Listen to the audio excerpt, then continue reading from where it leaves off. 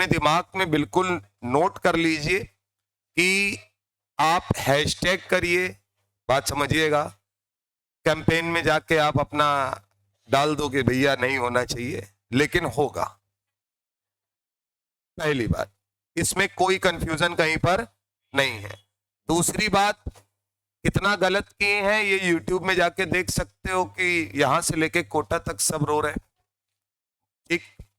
तीसरी बात, कोर्स इस समय कहीं पर भी जो डिफरेंस है सिर्फ इतना है कि किसी ने 2 चैप्टर ज्यादा पढ़ लिए और किसी ने 2 चैप्टर कम पढ़े हैं। कहीं पर ऐसा नहीं है। आपको क्या एक भी टीचर कहीं आया जिसने बोला है कि हमने कोर्स करा दिया है और अब हम रिवाइज करा रहे हैं? नहीं सर। इवन कोटा वाले तो दूसरे ही फ्लो में है। अब इंपॉर्टेंट बात, किसी भी लड़ाई को जीतने के लिए एक परसेप्शन है। पहली चीज आपके दिमाग में आएगी सर कि हम लोग इस टाइम पीरियड में क्या करें। आज जो तारीख है, आज कितना है, 17 है। ठीक बात। मोटा मोटी अगर मान लें तो 26 जनवरी से स्टार्ट हो रहा है, अब 24 से स्टार्ट है, 24 से 31 तक है डेट। हाँ अच्छा, 8 स्लॉट है, 24 मान लेते हैं तो टोटल दिन अपने पास लगभग 36 दिन मान के चलते हैं। ठीक है ना। अब इसमें 2 तरीके हैं सर। एक तरीका ये है कि आप रिवाइज करिए, बात समझिएगा। रिवाइज करके आपने जितना पढ़ा है आप परफॉर्म भी कर ले जाएंगे। परफॉर्म करने के बाद आपका नंबर आएगा सर 120 130, जो फैक्ट बात है, इसमें कहीं कोई वो नहीं है सर, बात समझिए।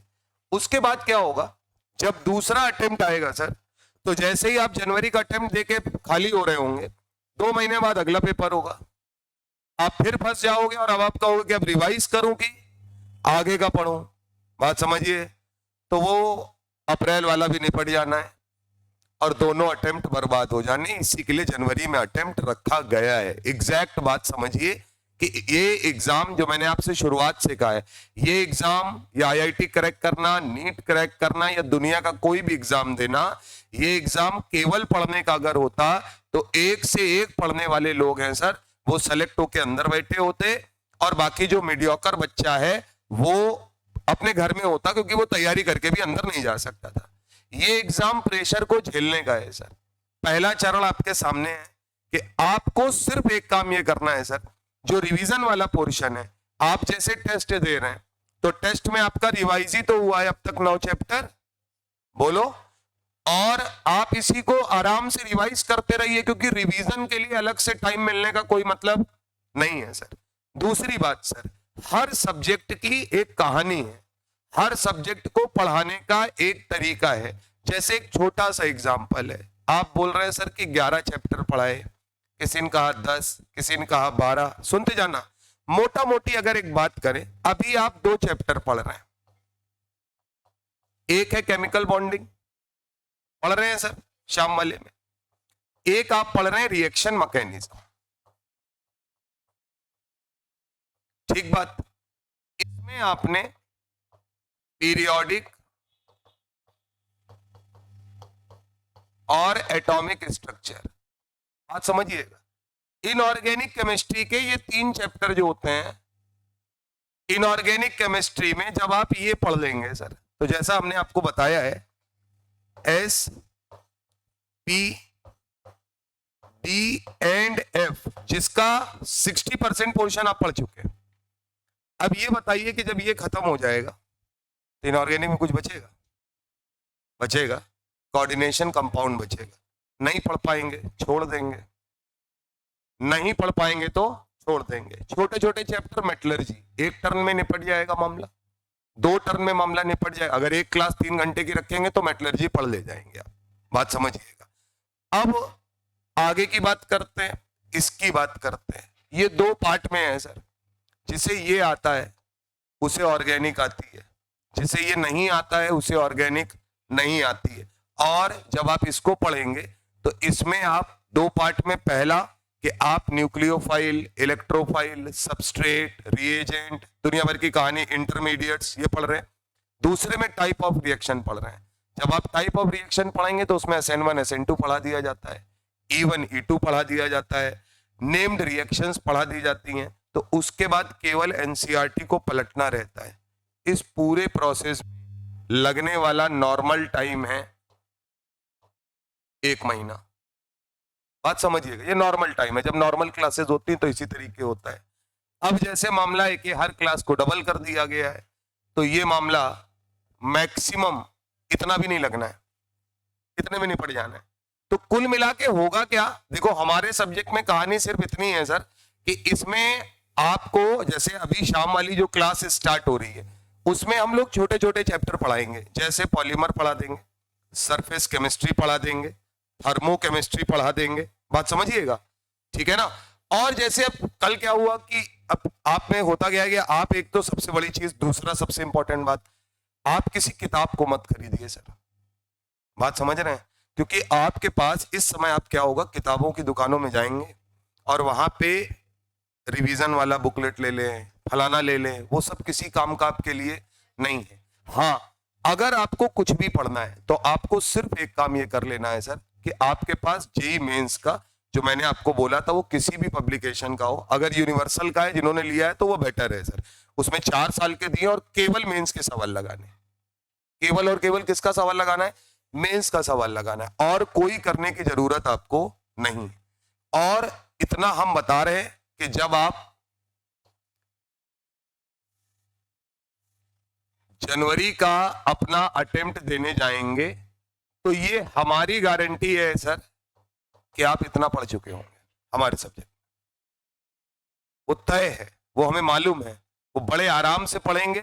और इससे भी ज्यादा इंपॉर्टेंट बात, केवल पढ़ेंगे नहीं सर, अगर आपने 100 नंबर का पढ़ा है तो आप 100 नंबर का पेपर अटेम्प्ट करेंगे और उसमें 90 नंबर ले आएंगे, उसमें 80 नंबर ले आएंगे। टोटल आपको कितने लाने हैं पहले फेज में, एक अच्छा खासा स्कोर जो होता है, मतलब मैं एवरेज बच्चे की बात कर रहा हूं, जो अच्छे चल रहे हैं वो तो ले ही आएंगे 200-250 तक, क्योंकि वो तीनों सब्जेक्ट में उसी प्रकार से करेंगे। लेकिन मोस्ट ऑफ देम आप इसी सब्जेक्ट में चीजें कर पाएंगे क्योंकि सरल है। और जल्दी जल्दी पढ़ा के आपको सवाल ना लगवाएं, केवल थ्योरी पलटा दें, ये काम करने वाले हम नहीं है। बात समझ में आ रही है कि नहीं। उससे इंपॉर्टेंट बात, आप अपने घर से जब आए हैं तो आप ये बताइए कि आप जनवरी के अटेम्प्ट में अगर 200 नंबर ले आएंगे तो अप्रैल वाला नहीं देंगे हैं? जो 250 लाएगा वो भी देगा। केवल एक आदमी नहीं देगा जो 360 लाएगा। मेरी बात नहीं समझे, 360 का पेपर अगर है तो जो 360 लाएगा वो नहीं देगा, 300 नंबर जो लाएगा वो नहीं देगा, क्योंकि मैक्सिमम मार्किंग जिसकी होगी वही नहीं देगा पेपर। बाकी जिसके बेचारे का 2 नंबर भी कम होगा वो अगला अटेम्प्ट देगा या नहीं देगा सर? 100% देगा। तो आपको क्या करना है, 2 चीजें, पुराना रिवाइज करते रहना है थोड़ा थोड़ा, और पुराने रिवीजन में आपको हम लोगों ने जो पढ़ाया है उसमें मेन पॉइंट जो मैं बीच बीच में आपको लिखाता हूं, हर टीचर ने अपने अपने सब्जेक्ट में लिखा रखा है, आपको उन पॉइंट से रिवाइज करना होता है। और दूसरा, आप एक काम करिए, मान लीजिए आप केमिकल इक्विलिब्रियम रिवाइज कर रहे हैं, तो केमिकल इक्विलिब्रियम रिवाइज करने का तरीका है वो मैं आपको बता रहा हूं। तरीका ये है सर कि हमने पेपर उठाया, मेंस का पेपर निकाला, उसमें एक सवाल हमने क्या लगाया जिसमें K1 दिया है, K2 दिया है, K3 दिया है और उससे पूछा चौथी रिएक्शन का रिलेशन। एक सवाल लगाएंगे सर, अगर आता है तो यानी वैसा कोई भी सवाल आएगा आप कर लेंगे, वैसे 4 सवाल लगाने की कोई जरूरत नहीं है। दूसरा सर, एक्टिव मास के लिए आया है, एक सवाल कोई एक्टिव मास का लगाएंगे, काम खत्म। तीसरा, थ्योरेटिकल पोर्शन में जाएंगे, इक्विलिब्रियम पर क्या होता है 4 स्टेटमेंट लिखें, कोई भी एक सवाल लगाएंगे हो जाएगा। Kp बराबर Kc RT की पावर डेल्टा Ng, एक सवाल कोई भी उठा के लगा लेंगे, काम खत्म हो जाना है सर, क्योंकि देखते ही पता चल जाएगा सॉलिड वाला नहीं लिया जाता है सर। बोलिए, गिब्स फ्री एनर्जी का एक सवाल लगाएंगे तो याद आ जाएगा इक्वेशन क्या, और इक्विलिब्रियम पे कौन जीरो होता है, डेल्टा G या डेल्टा G नॉट। बोलिए sir, delta G not, delta G पढ़ाया है कि नॉट मतलब स्टैंडर्ड कंडीशन, चाहे डेल्टा G नॉट हो चाहे डेल्टा E नॉट हो, ये कभी जीरो नहीं होता। इतने में काम हो जाना है या नहीं हो जाना है आपका। एक सवाल कोई देख लेंगे जिसमें जो थ्योरेटिकल पोर्शन का है, मतलब जिसमें पूछा गया कि इसका इतना मोल दिया गया, इक्विलिब्रियम पर ये हो गया, इसके बाद ये हो गया, एक सवाल ये लगाया। 2 सवाल लीच एटलियर प्रिंसिपल के कोई भी आर्बिट्री उठा लिए, एक टेम्परेचर वाला लगा लिया, एक प्रेशर और कैटलिस्ट वाला कोई भी मिल गया लगा लिया। अब उसमें दिए 50 सवाल है, आपको कितने लगाने हैं, 8 सवाल। क्योंकि आप 50 तो चैप्टर के टाइम लगाए थे ना सर, और जब ये 8 लगाओगे तो एक बार अगर 8 लगाए और इक्विलिब्रियम 2-3 बार देख लिए तो लगभग कवर हो गया आपका मामला। पेपर में मैंने बार बार बोला है, मेंस का पेपर अगर आप उठाएंगे, अभी तो आप उसको देखते हैं चैप्टर वाइज, जब आप पेपर उठाएंगे तो हर पेपर में, हर सब्जेक्ट में आप ये मानकर चलिए कि 50% सवाल सरल ही आते हैं सर। और वो 50% सवाल किस पे होते हैं मालूम है? बिल्कुल बेसिक कंसेप्ट पर। अगर पूछा गया है कि बताओ कौन कौन आइसो इलेक्ट्रॉनिक है, तो सिर्फ इतना पता होना चाहिए कि इलेक्ट्रॉनों की संख्या बराबर होनी चाहिए। बोलो भैया, अब तुम ये कह दो कि वो वहां पर तुमको पूरे 25 सवाल जो है वो बिल्कुल स्टैंडर्ड क्वालिटी के देगा, तो ऐसा होने वाला नहीं है सर, ऐसा नहीं होता है। तो आपको ये भी देखना। अच्छा, ये एक हर लड़के का मामला अलग अलग है सर। जिसने पूरा पढ़ रखा है अब तक का मामला, वो क्या करेगा, नहीं मेरा रिवाइज है, वो आगे से कोई चीज पढ़ सकता है। लेकिन आपको सिर्फ एक बात याद रखनी है, आर्बिट्री कुछ उल्टा सीधा नहीं पढ़ना है। उल्टा सीधा पढ़ने का मतलब, आपने जो पढ़ा अगर उसका मेंस का सवाल आपसे लगता है तो पढ़ना आपका सार्थक है, नहीं लगता है तो समय बर्बाद है दोस्त। बात समझ रहे हैं? आप किसी कोर्स को पूरा करने के पीछे मत भागिए, आप उन 25 सवालों को, 30 सवालों को पूरा करने के लिए भागिए कि अगर आप उसमें कितना मैक्सिमम पोर्शन कर सकते हैं, उसमें काम हो जाना है आपका। और बहुत सारी चीजें, अब जैसे कल को हमको किसी ने, एक था, नाम नहीं लेंगे, अब उस बच्चे ने, उसकी भी अपनी क्वेरी है, उसने हमसे कहा कि सर वो थर्मोडायनेमिक्स में पढ़ा दीजिए, उससे 3 सवाल आता है। बात समझिएगा सर, सर कभी आज तक नहीं आया 3 सवाल, बल्कि थर्मोडायनेमिक्स और थर्मोकेमिस्ट्री एक टोटल एक चैप्टर है, एक ही सवाल आता है सर उससे। अब थर्मोडायनेमिक्स का पोर्शन तो फिजिक्स में फिर भी पढ़ रखा है, एक सवाल अगर आना है, अब वो क्या कर रहा है, वो क्या कर रहा है, मैंने पूछा, मैंने कहा तुमने कौन से पेपर में बैठाया है, तो बोले सर हमारे पास एक प्रैक्टिस सेट है। सर प्रैक्टिस सेट में हो सकता है उसने 5 चैप्टर पे बनाया होगा, जब 5 पे बनाया होगा तो जाहिर सी बात है कि किसी एक चैप्टर के 4 सवाल होंगे। अभी हम ही लोग जो पेपर दे रहे थे 3-3 वाला जो मामला आया है, उसमें आप उस पेपर में देखेंगे तो उस पेपर में क्या आ रहा है, 3 चैप्टर का पेपर आ रहा है, तो इसका मतलब है कि हर चैप्टर के लगभग 7-8-9 सवाल है। तो अगर कोई वो पेपर देखे तो कह देगा जेईई मेंस में 9 सवाल इक्विलिब्रियम के आते हैं, इससे थोड़ी होता है सर। तो आपको ये भी देखना है सर, बेसिक चीजों को ध्यान रखना है, रिवाइज जितना आपने पढ़ा है उसी को रिवाइज करते रहिए। और रिवाइज करने का जो मतलब है, जो तरीका है, रिवीजन का टाइम कम होना चाहिए। रिवीजन का टाइम ये नहीं है कि आपने 3 घंटे अगर बैठे और आपने कहा सर हमने 3 घंटे में केमिकल इक्विलिब्रियम रिवाइज किया है, तो आपने अपने 3 घंटे बर्बाद किए। हम अपने सब्जेक्ट की बात कर रहे हैं सर। आपका केमिकल इक्विलिब्रियम मैक्सिमम अगर रिवाइज होना चाहिए तो 30 मिनट में होना चाहिए, क्योंकि अगर 3 घंटे में हो रहा है तो इसका मतलब आपको वो चैप्टर नहीं आता है। इससे बढ़िया है कि आपने उन 3 घंटों में वो पढ़िए जो क्लास आपने छोड़ी है। अगर आपने ली चैटलियर प्रिंसिपल नहीं पढ़ा है तो आप ली चैटलियर प्रिंसिपल 3 घंटे में पढ़िए, उसके 20 सवाल लगाइए, क्योंकि उसको कवर करेंगे तब वो चैप्टर पूरा होगा, अदरवाइज वो पूरा नहीं होने वाला है यार, सीधा फंडा है इसका। तो इसलिए ज्यादा दिमाग लगाने की जरूरत नहीं है, 2 ही काम करने हैं, पुराने वाले को रिवाइज करते रहेंगे थोड़ा थोड़ा और आगे पढ़ते रहेंगे, जिससे कि जो हमारा एग्जाम जनवरी का है, जो हमारा एग्जाम अप्रैल का है, क्योंकि समस्या के 2 ही तरीके हैं सर, एक दवा लेते रहे और लास्ट तक 100% खत्म कर दें जो बीमारी है, और दूसरा ये है कि अभी पेन किलर ले लिया जाए और फिर जनवरी के बाद जैसे ही फरवरी आना शुरू होगा तुरंत तुम कहोगे फरवरी तो अब 28 का ही है, वो दिन 2 ही कम है, लेकिन वो महीना ही अपने आप में अधूरा है सर। कहेंगे मार्च के बाद सर अब तो अप्रैल आ गया, हे भगवान अब हम क्या करें, और हाय तौबा मचाने से कुछ होने वाला नहीं है। सब रो रहे हैं सर इस समय, केवल वो आदमी जीतेगा जो आराम से काम करेगा। एक बात ये बताइए, आप जितने लोग बैठे हैं, जो सबसे बेचारा आया है नॉर्मल बच्चा, वो ये कह रहा होगा कि सर अगर हम पहले एग्जाम में 150 नंबर लाते हैं तो अगले वाले में 250 ला सकते हैं ना।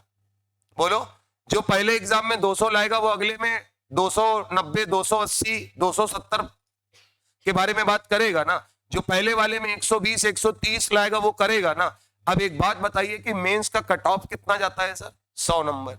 जो जेईई एडवांस का पेपर देने जाते हैं, कितने बच्चे होते हैं जो एडवांस का पेपर देते हैं सर? है 2 से 2.5 के बीच का मामला है, अप्रोक्सीमेट 2 है, वो 2 भी नहीं है, वो एक कट ऑफ है, उसमें आगे पीछे हो जाता है नंबर ऑफ स्टूडेंट। देते कितने?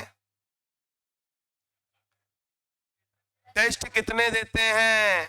जेई मेंस का टेस्ट 10 से 12 लाख, 12 लाख में 1.5 लाख लेना है, यानी कि यही 15% है। 15% बच्चों के नंबर कितने आ पाते हैं? 100 या उसके ऊपर।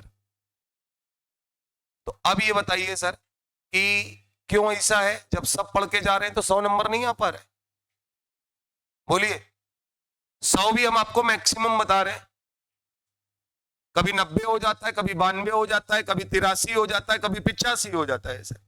अब अगर आप उस स्थिति में आ गए तो पहला फेज आपका ये होना चाहिए कि सर हम इतना नंबर लाएंगे कि जिसमें हमें लगे कि हाँ हमने कुछ इस एग्जाम में किया है, और पढ़ते रहेंगे तो वो नंबर अपने आप बढ़ जाएगा। रिवीजन के चक्कर में कोई आदमी मत पढ़ना सर, ये ध्यान रखना, जो रिवीजन हम लोग जितना करा रहे हैं वो करना है, अपने मन से पढ़ना है। और जब आप हमारे पास कुछ लेकर आए तो उसमें आप भी उस चीज को लगा के थोड़ा सा है कि सर देखिए, आपको बोलना पड़ेगा सर इस सवाल में ये 3 स्टेटमेंट जो है ये तो मैंने पकड़ लिए, चौथा वाला मेरी समझ में नहीं आ रहा है। और उस चौथे वाले के लिए एक बार अपनी कॉपी पलटाई हुई है, जिससे जब टीचर बोलेगा कि नहीं बेटा इसमें ये नहीं ये होता है, तो तुम समझ जाओगे कि हाँ ठीक है, बात खत्म। क्योंकि अब कम समय में बात को समझना भी है, और इतना ज्यादा प्रेशर लेके, एक बात और, कैसे पूरा होगा कैसे पूरा होगा, ये हाय तौबा मचाते मचाते 2 दिन से मचा रहे हो ना, 2 दिन से मचा रहे हो। अब ये बताओ 2 दिन से सब मचा रहे हैं जब से आया है वो। अब आप मुझे सिर्फ इतना बताइए सर कि परसों रात से लेकर अब तक में आप टाइम लिख लीजिए, कितना मतलब इफेक्टिवली आपने पढ़ा है। जितना आप पहले पढ़ते थे इस 1.5 दिन में आपने कितना पढ़ा है, अच्छे से कितना बढ़िया आपने काम कर लिया, बोलो। जो लोग बोल रहे होंगे जैसे तुम कह रही हो ज्यादा पढ़ी हो, लेकिन दिमाग में एक प्रेशर भी तो है, क्या और ज्यादा पढ़ ले। इससे पहले क्या करते थे? पढ़ते थे, उसका सवाल लगाते थे और अपने आप ही सेटिस्फाई हो जाते थे कि नहीं यार इसका मामला बना है सर। अब केवल क्या किए, ज्यादा खाने के चक्कर में कि नहीं ज्यादा पढ़ लेते हैं, और पढ़ने के बाद भी सेटिस्फेक्शन नहीं है। अगर कोई ये कह दे कि नहीं सर अब इसका सवाल कर लेंगे, तो बोले कि नहीं यार अभी उसमें ये नहीं किया है, अभी उसमें वो नहीं किया है। तो लूप होल्स मत छोड़िए, चैप्टर को बिल्कुल वैसे ही पढ़िए जैसे पढ़ते आ रहे हैं, और उसको पढ़ने के बाद लॉक कर दीजिए कि हाँ भैया हमने पढ़ लिया है, इतना पढ़े, इसी से आएगा तो कर पाएंगे, नहीं आएगा तो नहीं कर पाएंगे। इसमें कोई ज्यादा दिमाग नहीं लगाना, हमने इसके मेंस के सवाल लगा लिए हैं सारे, और इसी बेस पे क्वेश्चन आते हैं, कंसेप्ट आगे पीछे होता है, हम मैनेज कर लेंगे वहां पे। छोड़ के पढ़ेंगे कि लाओ ये वाला पोर्शन पढ़ ले, ये वाला पोर्शन पढ़ ले, ये तो टीचर ही बता सकता है कि कहां पे कौन सी चीज इंपॉर्टेंट है, और वो पीछे तुम्हारी जो कहां आपने पढ़ रखा है उससे वो कनेक्ट करती है या नहीं करती है। तो आज की क्लास मैंने सिर्फ इसलिए तुमसे इतना टाइम लिया है कि आज के बाद से, मतलब ये मेरा मानना है आपके लिए, कि आप सिर्फ एक काम करिए, चुपचाप पढ़ते रहिए सर, बात समझ रहे हैं। और इस चक्कर में पढ़ने की जरूरत नहीं, हाँ भैया है जनवरी में पेपर है देंगे, दिसंबर में कर देते तो दिसंबर में देते, कुछ कर सकते हो क्या? अगर आ जाता 31 दिसंबर को पेपर है तब, अब कहते नया साल खराब हो गया, वो कर ही रहा है खराब, आओ। लेकिन हाँ अब वो लोग एक चीज ये भी तो कह सकते हैं कि ठीक है अब जैसे चल रहा है इस बार कुछ नहीं होना है, और उस एग्जाम में होता है सर जिसमें 1 अटेम्प्ट होता है, इसमें कितने 2। अच्छा नंबर 1 कैसे लेना है, ये भी नहीं कि पहले वाले और दूसरे वाले का एवरेज निकाला जाता है, कंपलसरी भी नहीं है यहाँ पर, तो आपको देना है और सभी उसको देते हैं सर। अब मैक्सिमम लोगों के सेलेक्ट ना होने का रीजन, वो रीजन सिर्फ इतना है सर कि वो क्या करते हैं, जैसे ही एग्जाम का डेट आता है वो पहला वाला तो बर्बाद करते ही हैं, क्योंकि उसमें वो अपनी पढ़ाई को कंटिन्यू नहीं रख पाते हैं, पुराना रिवाइज कर ले, ये कर ले, वो कर ले, इस चक्कर में जो 1 महीना है वो बर्बाद, उसके बाद अगले वाले में फिर 2 महीना मिलना है क्योंकि 6 महीना नहीं मिलना है अगले अटेम्प्ट में, और उसमें फिर वही सिचुएशन है क्योंकि कहोगे अब तो 2 महीने ही रह गए।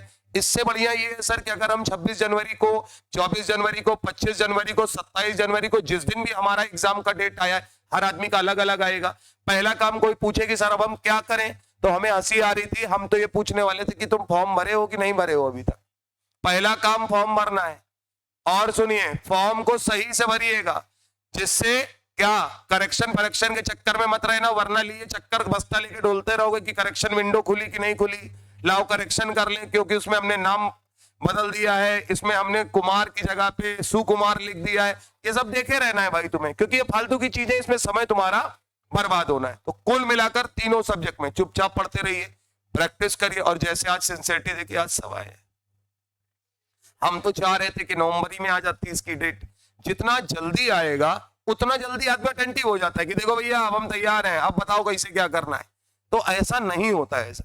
और जो एग्जाम आप देने जा रहे हैं वो बड़ी मेहनत का एग्जाम है, बहुत मेहनत मांगेगा आपसे, पढ़ना पड़ेगा। अब हम लोग क्या करेंगे सर, जो क्लासेस हैं वो शेड्यूल आपको बताया ही जा रहा है, धीरे धीरे क्लासें बढ़ती चली जाएंगी, टाइम और नहीं मिलेगा, फ्रस्ट्रेट होंगे आप, परेशान होंगे। याद रखिएगा, ज्यादा पढ़ने, अच्छा पढ़ने, मेहनत कर रहे हैं जो लोग, उनके लिए ये निशानियां हैं, ये सिम्टम्स हैं कि आप परेशान हो रहे हैं। कौन है जो परेशान नहीं हो रहा है सर?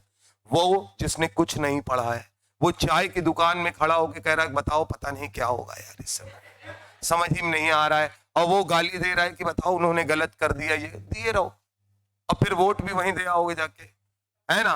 तो इसका कोई मतलब नहीं। अच्छा, उन्हें कभी ना कभी चीजें बराबर करनी थी, तो उन्होंने इस बार ये दर्द तुम्हारे जिम्मे रखा है कि तुम झेलो, और आने वाली जो पीढ़ी है उसके लिए जनवरी अटेम्प्ट रहेगा, वो टेंशन खत्म है ना। तो इसलिए आराम से पढ़ते रहिए। रिएक्शन मैकेनिज्म में हम लोगों ने लास्ट टर्न पे होमोलिसिस और होमोलिटिक दोनों पढ़ लिए। देखिए सर, दोनों पढ़े हैं ना बॉन्ड फिजन। अगला है sir types of reagent. Homolytic नहीं पढ़ा है, होमोलिसिस पढ़ा है। आइए सर, दूसरा बॉन्ड फिजन लिखिए, होमोलिटिक बॉन्ड फिजन। डालिए हेडिंग सर। अच्छा, होमो हो गया है, हेट्रो बच्चे, होमो पढ़ा दिया है ना कि ये भी नहीं, हेट्रोलिटिक बेटा।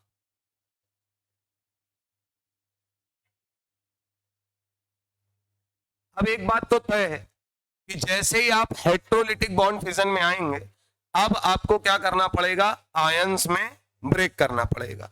तो अगर मैं तुमसे बात करूं कि यहां पर क्या होने वाला है, तो एक सिंपल सी कहानी है कि मान लेते हैं ए बी है और हमने इसका कराया हेट्रोलिटिक बॉन्ड फिजन। तो जैसे ही हमने इसका हेट्रोलिटिक बॉन्ड फिजन कराया, तुरंत ही क्या होगा, इलेक्ट्रोनेगेटिविटी के आधार पर मान लिया है कि ए की इलेक्ट्रोनेगेटिविटी बेटा बी से क्या है, कम है। तो अगर ए की इलेक्ट्रोनेगेटिविटी बी से कम है, तो ये जो शेयरिंग इलेक्ट्रॉन पेयर बीच में रखा हुआ है, ये कौन ले जाएगा, बी ले जाएगा। अब बी अगर इसको ले जाएगा तो ए पर चार्ज आएगा प्लस और बी पर चार्ज आएगा माइनस। बना लीजिए, यानी कि यहां पर आपको दर्शन होंगे आयंस के। अच्छा, इसी का दूसरा वर्जन भी हो सकता है कि उसकी ज्यादा होगी, तो ये कोई सिंपल कहानी है। मेन लड़ाई क्या है सर, जितने भी इंटरमीडिएट पढ़ रहे हैं, मैंने आपको पिछली क्लास, पहली क्लास में बताया था, वो सारे इंटरमीडिएट हम किसके रिस्पेक्ट में लेकर चल रहे हैं, कार्बन के रिस्पेक्ट में, क्योंकि हम ऑर्गेनिक केमिस्ट्री या ऑर्गेनिक रिएक्शंस की मैकेनिज्म को यहां पर समझ रहे हैं। अब सर यहां लिख लीजिएगा कि यहां पर जो ये बना है ये है इंटरमीडिएट, और हमारा इंटरमीडिएट जो है वो आयन है। हमारा इंटरमीडिएट जो है वो क्या है, आयन है सर। आयन में जिस पर पॉजिटिव चार्ज आया उसे बोलते हैं कैटायन, और नेगेटिव चार्ज वाले को एनायन। ये तुमको पता है, इसमें कोई ज्यादा झंझट नहीं है सर। अब सारा खेल अगर कार्बन पे है सर, तो कार्बन वाला ही कंपाउंड पकड़ते हैं यहां पे। तो मान लीजिए ये कार्बन के 3 बॉन्ड है, कहीं किसी और से जुड़े होंगे, यानी एच वेच होगा यहां पर, या थोड़ी देर के लिए एच ही ले लो, और यहां पर हम कोई एक एलिमेंट ले रहे हैं, मान लो एक्स, और पहला केस ये बनाया कि बेटा इलेक्ट्रोनेगेटिविटी जो है वो कार्बन की एक्स से क्या है, कम है। तो बेटा अगर हमने हेट्रोलिटिक फिजन किया तो एक बात तो तय कि यहां पर कार्बन के ऊपर अब चार्ज आएगा पॉजिटिव, क्योंकि इलेक्ट्रॉन किसके पास जाएगा, एक्स के पास। तो हम एक्स के रिस्पेक्ट में ना लिखकर कार्बन के रिस्पेक्ट में लिखेंगे, तो लिखेंगे यहां पर बनेगा पॉजिटिव चार्ज, यानी इसे कहा जाता है कार्बो कैटायन। या इसी को कई जगहों पे लिखा मिलेगा कार्बोनियम आयन। तो नाम पहचान लेना है, कार्बोकैटायन या कार्बोनियम आयन।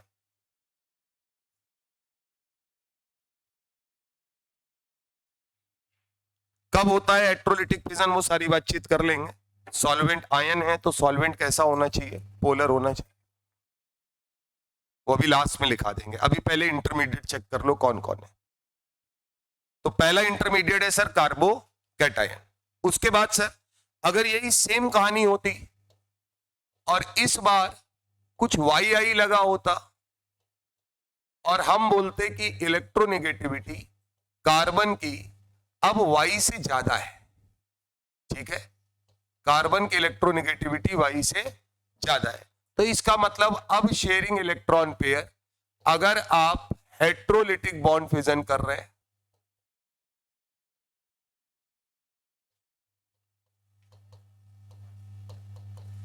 ठीक है, तो इस हेट्रोलिटिक बॉन्ड फिजन में सारा का सारा इलेक्ट्रॉन पेयर, वो बॉन्ड इलेक्ट्रॉन पेयर किसके पास जाएगा, कार्बन के पास। तो सर अगर कार्बन के पास जाएगा तो चार्ज आएगा कार्बन पर अब नेगेटिव, और अब जो बना उसे हम क्या बोलेंगे, कार्बेनाइन या कार्ब एनाइन बोलते हैं। एक साथ बोलेंगे तो क्या बोलेंगे, कार्बेनाइन।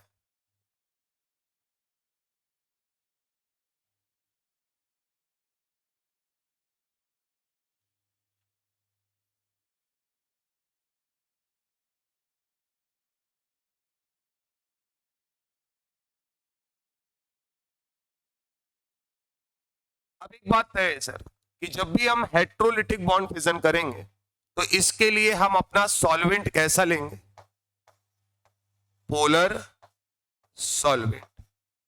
पोलर सॉल्वेंट का मतलब क्या होता है सर, जिसका नेट डाइपोल मोमेंट जीरो ना हो, यानी कि हम यहां पर होमोलिटिक वाले नहीं लेंगे, कार्बन डाई सल्फाइड नहीं लेंगे, CCl4 नहीं लेंगे। यहां पर अगर हम बात करेंगे तो जो सबसे बढ़िया सॉल्वेंट है वो क्या है, वाटर। बाकी तो कोई एस बेस एसिड ले लो, कोई दिक्कत नहीं है, वो तो आयंस में ब्रेक ही होगा, उसमें कहीं कोई समस्या नहीं है, बना लीजिए।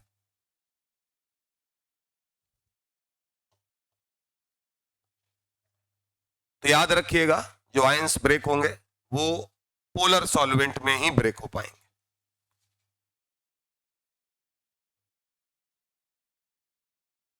अच्छा, दूसरी इंपॉर्टेंट बात यह कि जो एलिमेंट्स हैं कार्बन के साथ, वहां पर इलेक्ट्रोनेगेटिविटी का डिफरेंस जहां ज्यादा होगा हम उसके विषय में बात करेंगे। जैसे अगर हम यहां बात कर रहे हैं तो बेटा हम कार्बन और हाइड्रोजन के बॉन्ड को ब्रेक करने की बात नहीं करेंगे, क्योंकि कार्बन और Cl है, तो जो सबसे ज्यादा इलेक्ट्रोनेगेटिविटी के डिफरेंस वाला बॉन्ड होता है उसे ही ब्रेक करने की बात यहां पर की जाती है। तो ये ध्यान रखना है आपको। अब ये बताइए, दो इंटरमीडिएट आपके बने हैं, एक कार्बोकैटायन बना है और दूसरा कार्बेनाइन। इसको भी अलग से तो पढ़ेंगे, लेकिन तब तक के लिए कार्बोकैटायन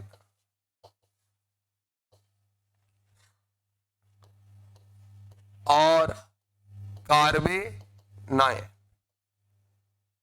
अगर मैं यहां पर ये कहूं कि मैं CH3+ ले रहा हूं तो मैं इसे बोलूंगा मिथाइल कार्बोकैटायन, है ना बेटा। ऐसे ही अगर मैं यहां पर एक एग्जांपल के तौर पे CH3- ले रहा हूं तो मैं इसे बोलूंगा मिथाइल कार्बेनाइन। ठीक बात। क्लास 11th में आपको इतना समझ में आना चाहिए था कि अगर मैं इसको बनाता हूं CH3+ को, तो यहां पर कहानी कुछ ऐसी है सर, ये 3 बॉन्ड है, तो आपको दिखना चाहिए कि ये कैसी ज्योमेट्री है, ट्राइगोनल प्लेनर। क्लियर है मामला।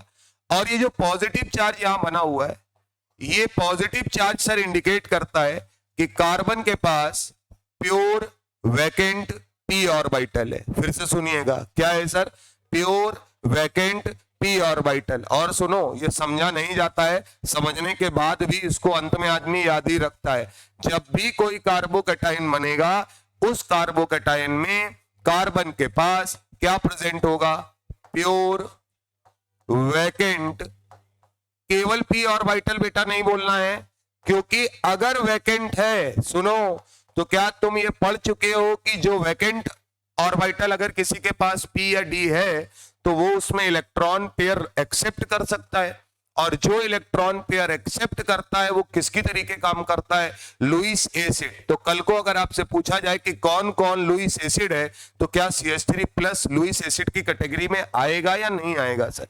आएगा। तो अभी जो बातें हमें यहां से मिल रही हैं हम उनकी बात कर ले रहे हैं। वो क्या है सर? एक लुईस एसिड की तरीके काम कर सकता है। अगली कहानी, इसका जो शेप है या जिसकी ज्योमेट्री की बात कर रहे थे, तो शेप आपको साफ समझ में आना चाहिए, लिख लीजिएगा ट्राइगोनल प्लेनर। ठीक है सर। अगर ट्राइगोनल प्लेनर है तो बॉन्ड एंगल 120 डिग्री है, वो नजर आ रहा है आपको। बॉन्ड एंगल कितना होगा? 120 डिग्री।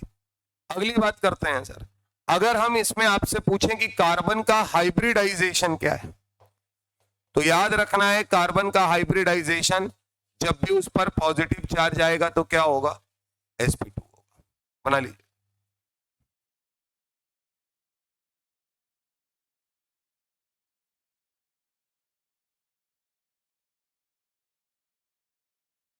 अभी आगे जब पढ़ाएंगे तो ये सारी बातें आप हमको पहले से ही बता ले जाएंगे, ठीक है ना। एक छोटी सी बात और, जितने भी कार्बोकैटायन होंगे इसमें यहां कुछ भी लगाओ, मिथाइल, इथाइल, बेंजीन, बात तो हम इसी कार्बन के रिस्पेक्ट में कर रहे होंगे, कार्बोकैटायन तो हम इसी को बोल रहे होंगे सर। तो इस पॉइंट पे अगर देखा जाए तो एक बात ये बताइए, टोटल इलेक्ट्रॉन इसके पास कितने नजर आ रहे हैं तुमको? 6 नजर आ रहे हैं या नहीं आ रहे हैं? बोलो भाई। तो टोटल इलेक्ट्रॉन यहाँ कितने हैं? 6। अगर टोटल इलेक्ट्रॉन 6 हैं तो इसका ऑक्टेट पूरा है या नहीं पूरा है? नहीं पूरा है। यानी कि जितने भी कार्बोकैटायन होते हैं उनमें ऑक्टेट हमेशा क्या रहेगा? इनकंप्लीट। क्लियर मामला। अब ये बताइए, क्या हम लोगों ने हाइड्रोजन एंड इट्स कंपाउंड में 3 बातें पढ़ रखी हैं? 3 वर्ड हमको पता है केमिस्ट्री के, क्या क्या? एक वर्ड है सर इलेक्ट्रॉन डिफिशिएंट, एक वर्ड है इलेक्ट्रॉन प्रिसाइज, और एक वर्ड है इलेक्ट्रॉन डिफिशिएंट की सफिशिएंट, इलेक्ट्रॉन रिच। 3 टर्म है या नहीं? अब ये बताइए, जिसमें इलेक्ट्रॉन डिफिशिएंट है वहां इलेक्ट्रॉन की कमी का क्या मतलब है? ऑक्टेट से कम है मामला। जिसे हम कह रहे हैं इलेक्ट्रॉन प्रिसाइज है, इसका मतलब जितना चाहिए उतना है, यानी 8 है ना। और जब हम कह रहे हैं इलेक्ट्रॉन रिच स्पेशीज, तो इसका मतलब है कि अपने ऑक्टेट से ज्यादा है, और जिसको हम लोगों ने बोला था कि इनके पास अक्सर निगेटिव चार्ज या लोन पेयर रहता है। ये निशानियां हैं। अगर कोई पूछे कि कोई अमीर कौन है, तो सर बोले उसके पास रुपया पैसा दिखेगा। तो वैसे ही यहाँ पे क्या दिखता है सर? कार्बन के ऊपर या तो नेगेटिव चार्ज होगा, या दुनिया की किसी भी स्पेशीज में इलेक्ट्रॉन रिच अगर है तो लोन पेयर दिखाया जाता है वहां पे। तो ये कैसी स्पेशीज है? 6 इलेक्ट्रॉन है, ऑक्टेट इनकम्प्लीट है, इसका मतलब इलेक्ट्रॉन डिफिशिएंट स्पेसीज। लिख लीजिए, यानी इलेक्ट्रॉन की यहां पर कमी रहती है सर। अच्छा, इलेक्ट्रॉन की कमी रहती है तभी तो लुईस एसिड की तरीके काम कर रहा है, तभी तो कोई लोन पेयर देने आएगा तो फटाक से ये उसके साथ एक्सेप्ट कर लेगा। और कहां एक्सेप्ट करेगा लोन पेयर? अपने वैकेंट पी ऑर्बिटल में। इतनी बात कार्बोकैटायन के विषय में कम से कम पता होनी चाहिए।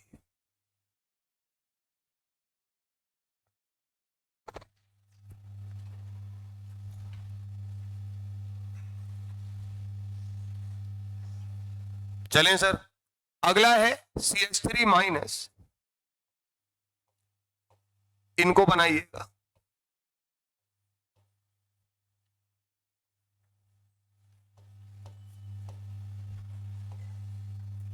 इस तरीके से बनाना जरा, एक ऊपर बॉन्ड और छोटा सा नीचे। ये बेसिकली क्या है, अगर केवल 2 बिंदी लिखी रहती तो मतलब है लोन पेयर, यानी कि उसी एलिमेंट के वैलेंस इलेक्ट्रॉन जो थे उसमें नॉन बॉन्डेड इलेक्ट्रॉन का पेयर है सर। लेकिन नेगेटिव चार्ज अगर आया तो इसका मतलब एक इसका अपना है और एक ये किसी से छीन के लाया है, उसको रिप्रेजेंट कौन कर रहा है? Negative charge. क्लियर है? तो कंफ्यूज नहीं होना है कि सर लिखे 2 इलेक्ट्रॉन होते हैं और -1 लगाया जाता है। उसका रीजन ये है कि एक इलेक्ट्रॉन तो उसका खुद का है, एक छीन कर लाया है, इसकी वजह से उस पर चार्ज क्या आया है? -1। यहां पर वही एक इलेक्ट्रॉन चला गया था, इसलिए क्या चार्ज आया था? +1। सीधा फंडा है सर। अब यहां पे अगर हम बात करेंगे तो कार्बन का हाइब्रिडाइजेशन sp3 होता है सर। क्या होगा यहां पे? sp3। इंपॉर्टेंट बात ये कि ये जो नॉन बॉन्डिंग इलेक्ट्रॉन पेयर अगर होता तो लोन पेयर बोलते, यहां मैं इसको नाम दे रहा हूं इलेक्ट्रॉन पेयर। क्या नाम दूंगा? इलेक्ट्रॉन पेयर, क्योंकि एक इलेक्ट्रॉन कहीं बाहर से भी तो आया है यहां पे। अब सर ये लोन पेयर तो नहीं बोला जाएगा, लेकिन हाँ 2 इलेक्ट्रॉन है, ये तो ठीक बात है। तो अगर ये पूछा जाए कि ये कहां होता है, तो ये प्रेजेंट होता है sp3 हाइब्रिड ऑर्बिटल में। किसमें प्रेजेंट होता है बेटा? sp3 हाइब्रिड ऑर्बिटल में। और याद रखना है हाइब्रिड ऑर्बिटल किसी भी क्वालिटी का हो, बनाया ऐसे ही जाता है। यानी कि ये जनरल रिप्रेजेंटेशन है किसका? हाइब्रिड ऑर्बिटल का।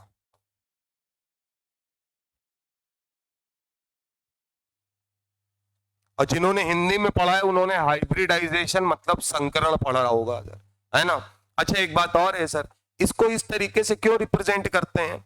इस तरीके से इसलिए रिप्रेजेंट करते हैं क्योंकि बड़ा वाला लोब होता है जो, वो बताता है कि इसके अंदर p कैरेक्टर है, छोटा वाला लोब क्या बताता है? s कैरेक्टर है। तो s और p मिलाकर कर रहे हैं। बहुत लोग कहेंगे सर जब sp3d बनाते हो तो भी यही बनाते हो। एक्चुअली में क्या है, क्या s ऑर्बिटल जो है वो स्फेरिकल है, उसके बाद जो p d f जाएंगे तो क्या इनमें लोब्स आने लगते हैं। तो जब हम इनको मिक्स करेंगे तो सकल सूरत एक रिप्रेजेंटेशन ये बनाएगा कि हम इसी के तरीके हमेशा हाइब्रिड ऑर्बिटल को रिप्रेजेंट करेंगे। एक और इंपॉर्टेंट बात सर, क्या अगर कभी आपने बोला कि किसी का हाइब्रिडाइजेशन sp3 है, ये 2 मिनट में आप सीख सकते हैं हाइब्रिडाइजेशन की कहानी। अगर हाइब्रिडाइजेशन sp3 है मतलब क्या क्या मिलाया गया है? एक s ऑर्बिटल और 3 p ऑर्बिटल। अगर हाइब्रिडाइजेशन sp2 है तो एक s ऑर्बिटल और 2 p ऑर्बिटल मिलाए गए। अगर हाइब्रिडाइजेशन sp है, एक s ऑर्बिटल और एक p ऑर्बिटल मिलाया गया। अगर हाइब्रिडाइजेशन sp3d है तो एक s ऑर्बिटल, 3 p ऑर्बिटल और एक d ऑर्बिटल को मिलाया गया। यही तो है मतलब। कहा जाता है जितने प्योर ऑर्बिटल मिलाते हो उतने ही हाइब्रिड ऑर्बिटल मिलते हैं आपको। यानी अगर किसी का हाइब्रिडाइजेशन sp3 है तो वहां कितने हाइब्रिड ऑर्बिटल मिलेंगे? 4। अगर किसी का हाइब्रिडाइजेशन sp2 है तो कितने हाइब्रिड ऑर्बिटल मिलेंगे? 3। तो सर हाइब्रिडाइजेशन अगर sp3 है तो इसका मतलब यहां पर जो बॉन्ड बन रहा है 3 तो यहां यूज हो गए, चौथा वाला हाइब्रिड ऑर्बिटल जिसके अंदर कौन प्रेजेंट है? इलेक्ट्रॉन प्रेजेंट है। अगली कहानी सर, यहां पर अगर हम बात करें तो क्या यहां इस कार्बन का ऑक्टेट कंप्लीट है? बिल्कुल कंप्लीट है, इसमें कहीं कोई समस्या नहीं है सर। अगर पूछा जाएगा इसके शेप की बात तो याद रखिएगा इसका शेप होता है पिरामिडल। क्या कहा जाता है सर?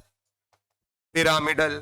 और पिरामिडल में आपको एक मॉलिक्यूल तो बिल्कुल याद रहना चाहिए, लाइक अमोनिया। क्या याद रखना है? अमोनिया। ऊपर लोन पेयर बना दीजिएगा। अमोनिया का भी शेप कैसा लिया जाता है? पिरामिडल। अच्छा अगर ये ऑक्टेट कंप्लीट भी है तब भी ये स्टेबल होगा क्या सर? नहीं, क्योंकि कोई भी आयन कभी स्टेबल नहीं होता है।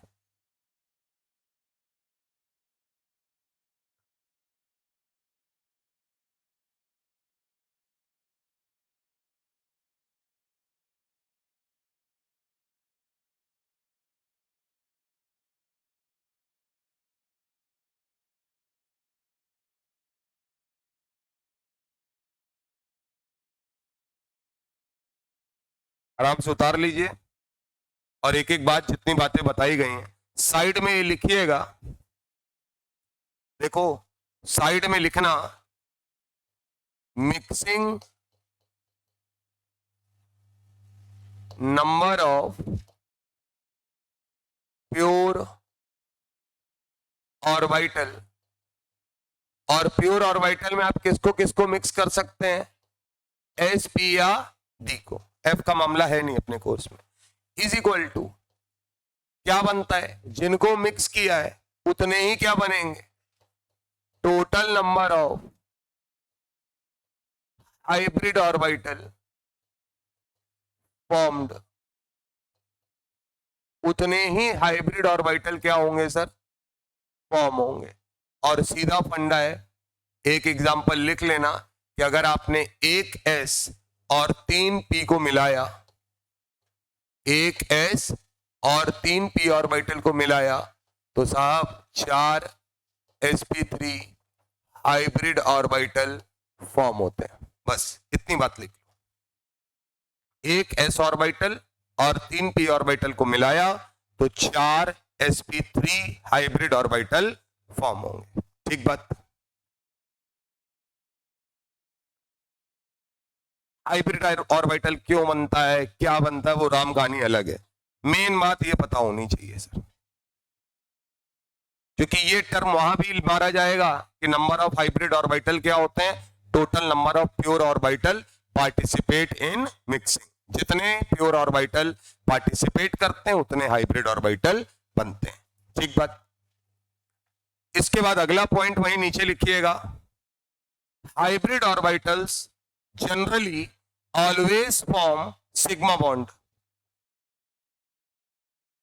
Hybrid orbitals generally always form sigma bond because they are directional in nature, because they are directional in nature, या लिख लो more directional in nature, more directional in nature। किनके रिस्पेक्ट में ज्यादा डायरेक्शनल होंगे, एस पी डी के। इसी वजह से हम इनको मिक्स करते हैं और मिक्स करके क्या करते हैं, ज्यादा डायरेक्शनल बनाने के लिए हाइब्रिडाइजेशन प्रोसेस का यूज करते हैं। हाइब्रिडाइजेशन प्रोसेस में जो भी हाइब्रिड ऑर्बिटल बनते हैं वो सारे के सारे ज्यादातर, मैंने क्या लिखाया है, सिग्मा बॉन्ड बनाते हैं। केवल एक केस है सर बेंजाइन का, जिसको अलग से अभी आगे इंटरमीडिएट में पढ़ाएंगे, वहां पर ही केवल हाइब्रिड ऑर्बिटल पाई बॉन्ड का फॉर्मेशन करते हैं, वरना हाइब्रिड ऑर्बिटल हमेशा कौन सा बॉन्ड बनाता है, सिग्मा बॉन्ड। क्लियर है मामला। आइए सर अगले पॉइंट पे आते हैं, types of reagent. Types of reagent. अब इसमें एक बात याद रखिएगा कि जो पढ़ते जा रहे हैं कि उसमें हर चीज का मतलब अगर आप अपने दिमाग में सोचते जाएंगे तो आपको तकलीफ कम होगी सर। अगर मैं आपसे पूछूं कि रिएजेंट क्या है तो आप ये कहेंगे सर रिएजेंट वो वही था जो सबस्ट्रेट के ऊपर अटैक करता है। बोलो भैया, उसको आपने अटैकर बोला था, आपने बोला था जो रिएजेंट होते हैं वो ज्यादातर क्या होते हैं, आयनिक कंपाउंड होते हैं, क्योंकि वो तुरंत आयनाइज हो जाते हैं या ज्यादा रिएक्टिव होते हैं विद रिस्पेक्ट टू किसके, सबस्ट्रेट के। यानी सबस्ट्रेट पड़ा रहेगा और वो फटाक से टूट जाएगा और फिर वो अटैक करके सबस्ट्रेट को टूटने में मदद करता है। मोटा मोटी बात यही है सर। अब अगर मैं आपसे पूछूं कि यहां पर टाइप्स ऑफ रिएजेंट में जो हमको पढ़ना है तो दो चीजें पढ़नी है, एक इलेक्ट्रोफाइल और दूसरा न्यूक्लियोफाइल। तो पहला हेडिंग डालिएगा इलेक्ट्रोफाइल।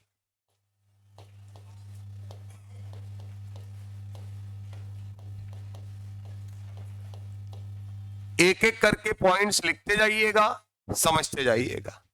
इलेक्ट्रोफाइल, ठीक बात। इलेक्ट्रोफाइल का रिप्रेजेंटेशन ET प्लस से कर सकते हैं।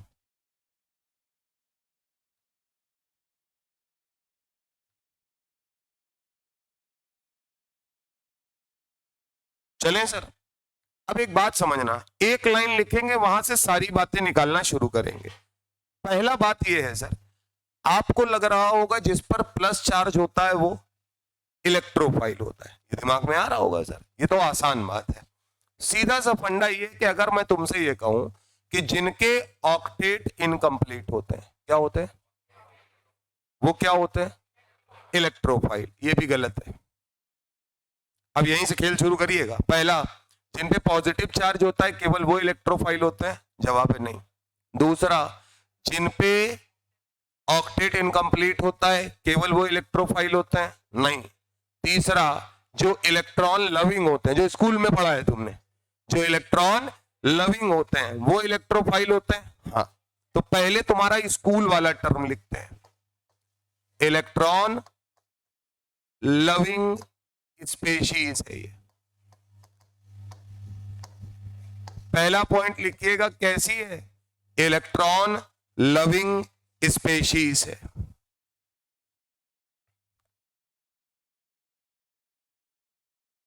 ठीक बात। पॉइंट नंबर 2,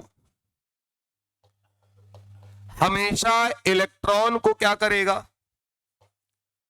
एक्सेप्ट करने का प्रयास करेगा।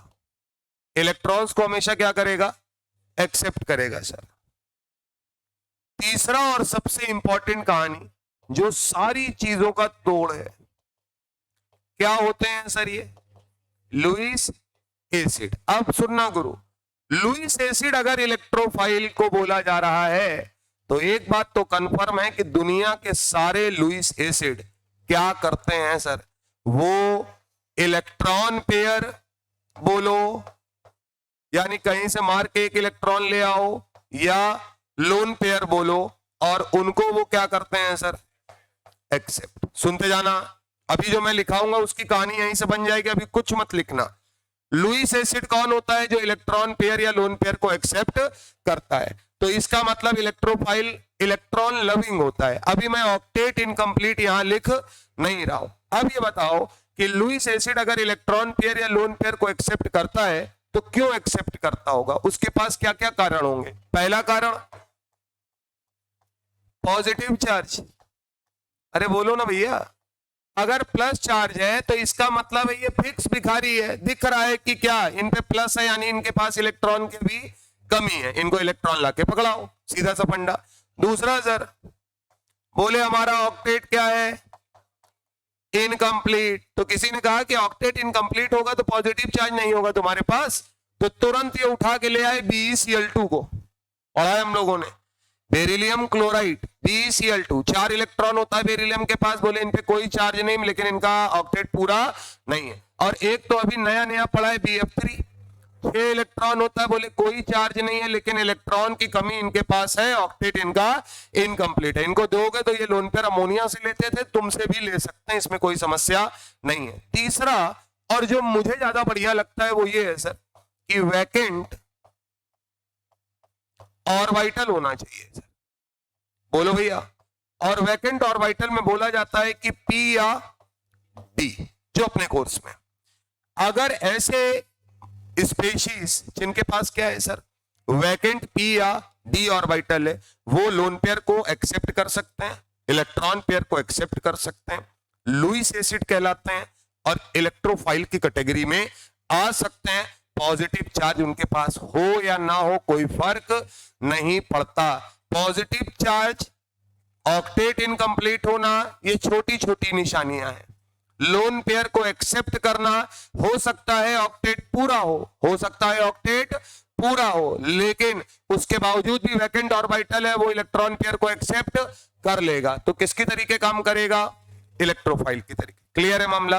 तो पहली बात दिमाग से निकाल दीजिएगा कि केवल वो इलेक्ट्रोफाइल होते हैं जिन पर पॉजिटिव चार्ज होता है, ऐसा नहीं है। ना ही केवल वो इलेक्ट्रोफाइल होते हैं जिनका ऑक्टेट इनकम्प्लीट होता है, नहीं सर, वो इलेक्ट्रोफाइल होते हैं जो इलेक्ट्रॉन पेयर को एक्सेप्ट कर सकते हैं। बात समझ में आ रही है? बना लीजिए, फिर एक एक करके लिखाते जाएंगे तो वो कंफ्यूजन खत्म हो जाएगा।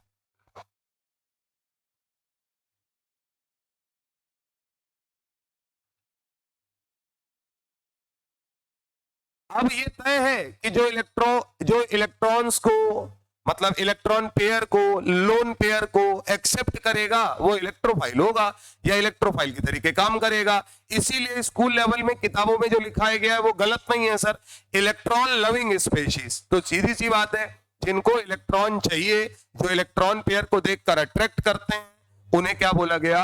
इलेक्ट्रोफाइल। ठीक बात है। पहला है सर, एक एक करके हर एक पॉइंट। पहला सर, अगर मैं लिखता आपसे कि जितनी भी पॉजिटिव स्पेशीज है, ऑल पॉजिटिव स्पेशीज, वो सारी की सारी सर किस कैटेगरी में आ जाएंगे?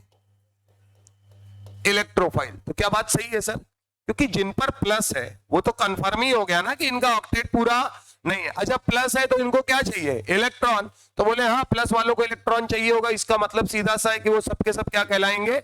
इलेक्ट्रोफाइल। तो बना लीजिए all positive species called electrophile.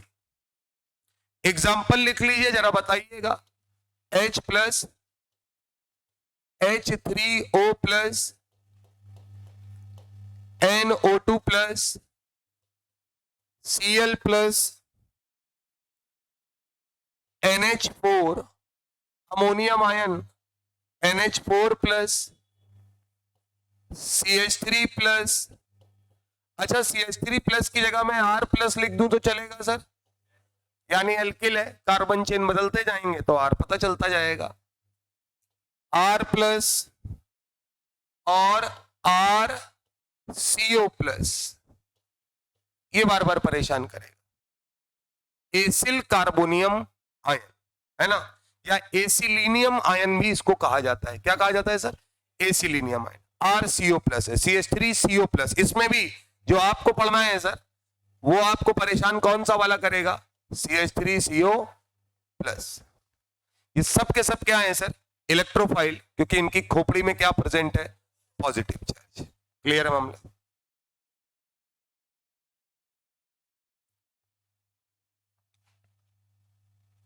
एक छोटा सा सवाल पूछें। जब ये सब आता है तो आजकल पेपर वाला क्या करता है ना, अब जैसे इस बार का पेपर भी है तो बेसिक्स पे ज्यादा रहेगा, क्योंकि उनको पता है कि जिसने पढ़ रखा है कम से कम वो तो गाली ना दे, जो नहीं पढ़ा है वो तो दे ही रहा है, इसमें कहीं कोई समस्या नहीं है। एक बात हमको बताइए, Na प्लस इलेक्ट्रोफाइल है?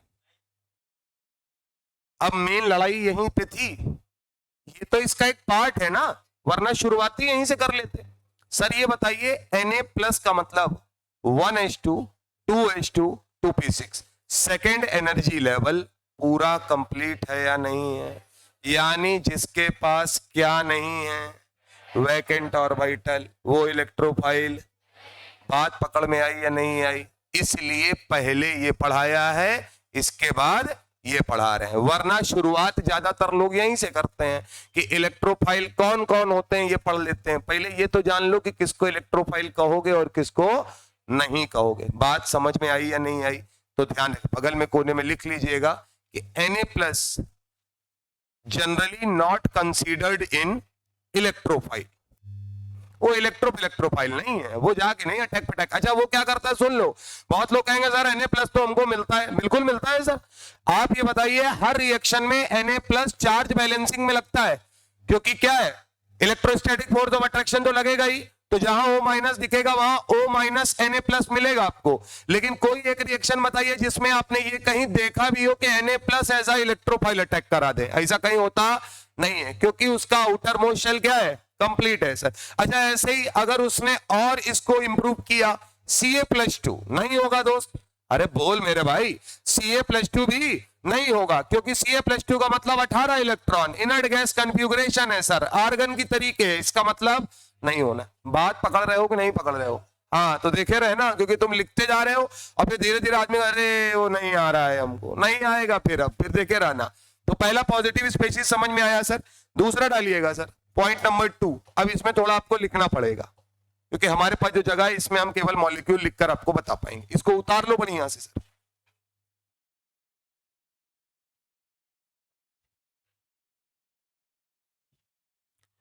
अभी तुम्हारा नाइट क्लास भी लगाया जाएगा इस बार, ना लगाए?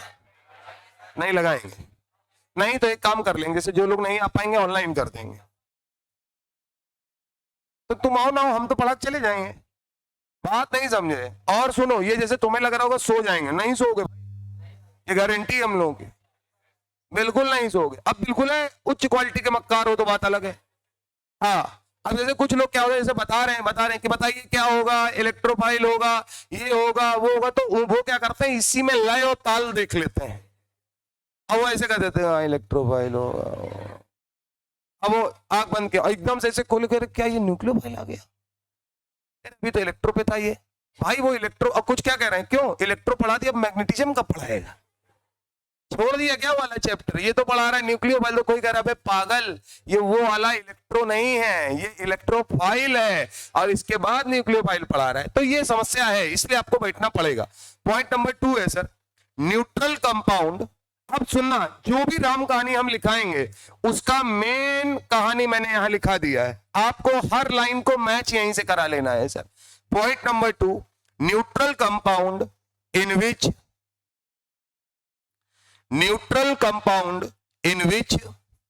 central atom has incomplete octet, central atom has incomplete octet or vacant orbital having like p/d or vacant orbital like vacant p/d। मतलब वो कह रहा है कि ऐसे न्यूट्रल मॉलिक्यूल यानी जिनके ऊपर कोई चार्ज ना हो, लेकिन या तो उनका ऑक्टेट इनकम्प्लीट हो और या उनके पास वैकेंट p या d ऑर्बिटल हो। अब सुनना, ये बिल्कुल नियम है भाई, जिनका ऑक्टेट इनकम्प्लीट होता है वो इलेक्ट्रॉन पेयर अगर कोवेलेंट कंपाउंड में एक्सेप्ट करेंगे तो वैकेंट ऑर्बिटल में ही करेंगे। तो ऑक्टेट इनकम्प्लीट होने का मतलब ही वैकेंट p और d ऑर्बिटल है। लेकिन हाँ, वो वैकेंट p और d ऑर्बिटल इसलिए भी बोल रहा है क्योंकि असली लड़ाई तो इसी के खिलाफ है ना, क्योंकि अगर आपका ऑक्टेट पूरा भी है तो भी वो क्या करेगा, लोन पेयर को एक्सेप्ट कर सकता है। तो अगला है सर, एग्जांपल लिखिए BF3, ऑक्टेट इनकम्प्लीट है, वैकेंट p ऑर्बिटल है, BCl3 है। और सुनो, पगलाना मत, क्या केमिकल बॉन्डिंग वाली क्लास में BF3 हम लोगों ने बोला था कि फ्लोरीन के साथ बैक बॉन्डिंग कर रहा है, लेकिन बैक बॉन्डिंग होने के बाद भी ऑक्टेट कंप्लीट माना नहीं जाता है, इलेक्ट्रॉन डिफिशिएंट स्पीशीज में ही गिना जाएगा, ये ध्यान रखिएगा। BF3, BCl3, AlCl3, FeCl3, ZnCl2,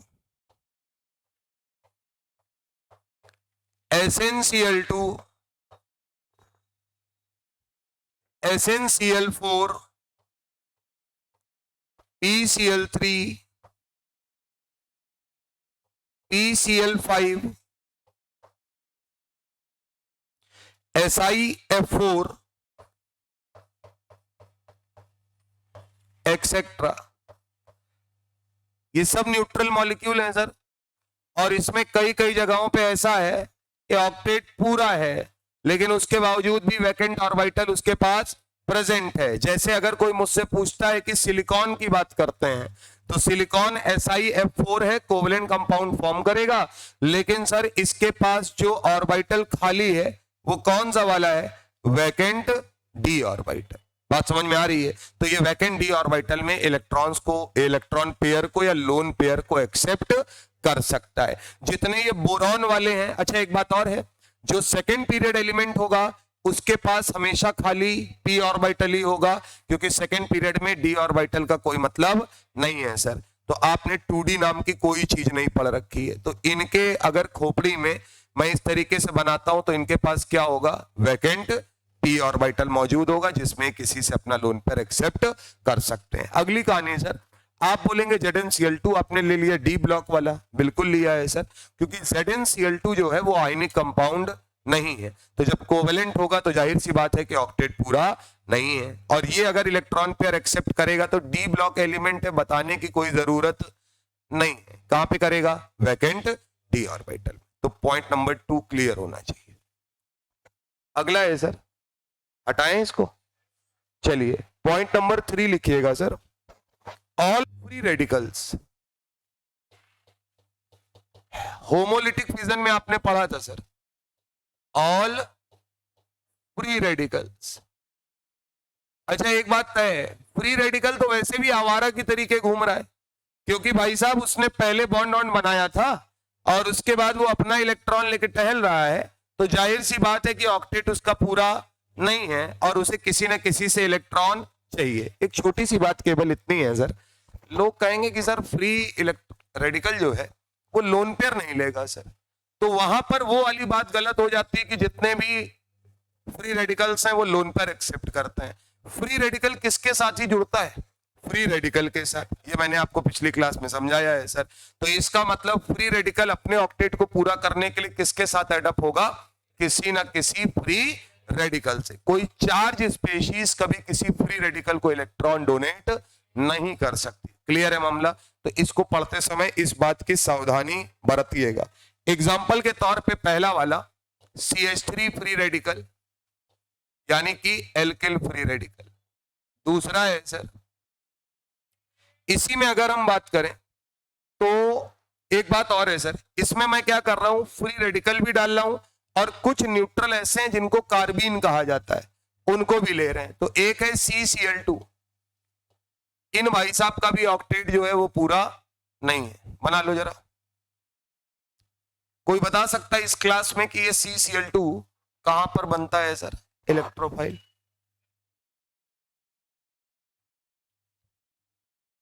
जब भी आप कभी रिएक्शन क्लोरोफॉर्म के साथ कराएंगे, किसके साथ? तो क्लोरोफॉर्म के पास होता है CHCl3, वो हमेशा किस में बदल जाएगा? CCl2। बात समझ में आ रही? क्लोरोफॉर्म की कोई नेम रिएक्शन याद है आपको? बोलो भैया, क्लोरोफॉर्म की कोई रिएक्शन याद है आपको जिसमें CHCl3 रिएक्ट करता हो, बनता ना हो? हेलो फॉर्म में तो बनता है ना अंकल? हाँ बोलो भैया, बोलो बेटा। हाइड्रो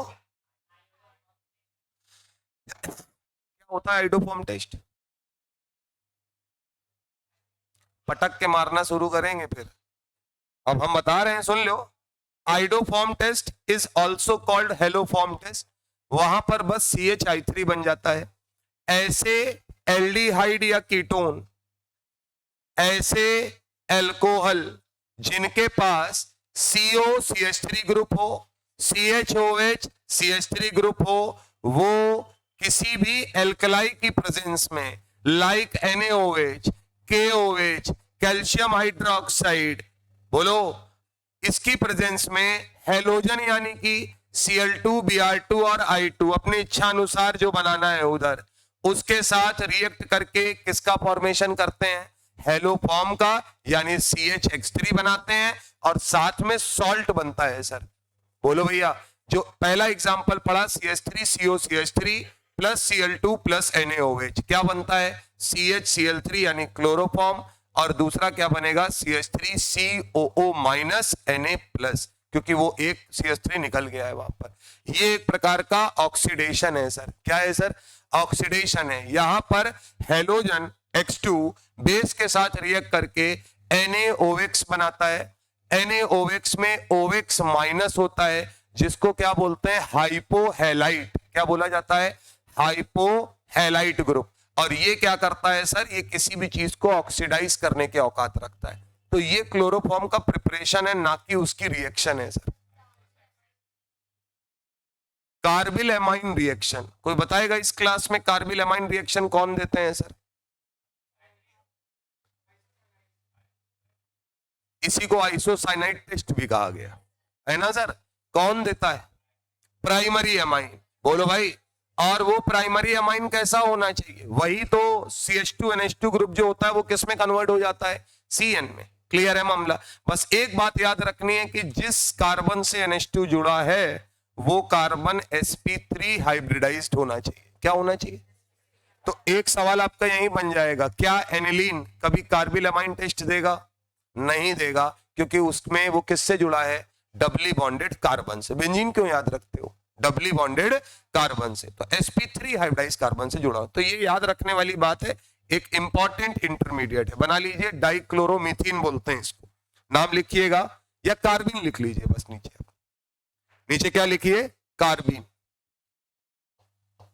ऐसे ही इनका एक भाई ये भी है सर, इसके नीचे लिखना नाइट्रीन, यहां लिखना कार्बिन। अच्छा, इनके जब स्ट्रक्चर बनाओगे तो ऑक्टेट इनकम्प्लीट है, साफ नजर आ रहा होगा। देखो भैया, CCl2 इसका तो पता है तुमको, फटाक से बना लो। 2 4 और ये 2 6। बोलो बे। अब एक बात बताओ, इधर इधर इधर, क्या ये बताओ ये लोन पेयर है? बोलो। नहीं है। लोन पेयर टर्म उसके लिए यूज किया गया जो किसी को दे पाए, और जिनका ऑक्टेट खुद इनकम्प्लीट है वो किसी को अपना कभी भी इलेक्ट्रॉन पेयर डोनेट नहीं करते हैं। तो याद रखिएगा ये खुद में क्या है जो आप पढ़ रहे हैं, न्यूट्रल इलेक्ट्रोफाइल की कैटेगरी में आ जाएगा या नहीं आ जाएगा? क्योंकि चार्ज के नाम पर इसके पास कुछ भी नहीं है। दूसरा सर, इसके पास टोटल इलेक्ट्रॉन कितना दिख रहा है आपको? 6। इसका मतलब ये अपने प्योर पी ऑर्बिटल में बाहर से अगर कोई भैया लोन पेयर लेके आ जाए तो ये उस लोन पेयर को क्या करेगा? एक्सेप्ट करेगा। तो इसका सीधा सा मतलब है कि किसकी तरीके काम कर रहा है? एक इलेक्ट्रोफाइल के तरीके। और इस बात का प्रूफ है, अच्छा ऐसे ही अगर आप नाइट्रोजन के टर्म में देखेंगे तो इसको बस इतना बना लीजिए कि N है, R है, ये 2 इलेक्ट्रॉन, ये 2, ये 2, तो टोटल कितना? 6। तो अब तुमको 2 लोन पेयर नजर नहीं आएंगे। बोलो मेरे भाई। तुम ये कहोगे लोन पेयर तब बोलूंगा जब इलेक्ट्रॉनों की संख्या 8 हो जाए। कितनी हो जाए? 8। तब तो किसी को डोनेट करने के बारे में सोचेंगे। और इनमें सब में ऑक्टेट क्या चल रहा है सर? इनकम्प्लीट चल रहा है।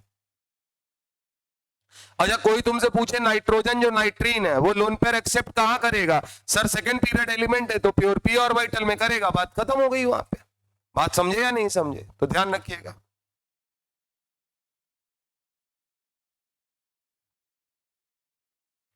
इसके बाद आता है सर चौथा, वो यहीं पे ही कर लेंगे, ये कुछ रिएक्शंस में आएगा। 4th है सर। तो यहां पर मैंने फ्री रेडिकल का मतलब ये कि जो फ्री इलेक्ट्रॉन आ जाते हैं बॉन्ड टूटने के बाद, बात समझना, वो सिंगल भी हो सकता है और पेयर भी हो सकता है, ये ध्यान रखना है। 4th है सर, लिखिएगा न्यूट्रल स्पेशीज इन विच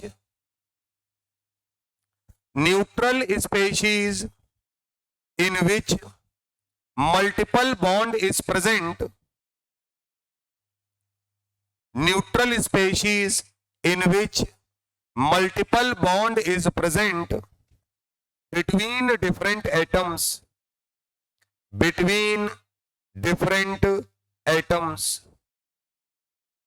जैसे CO2, SO2,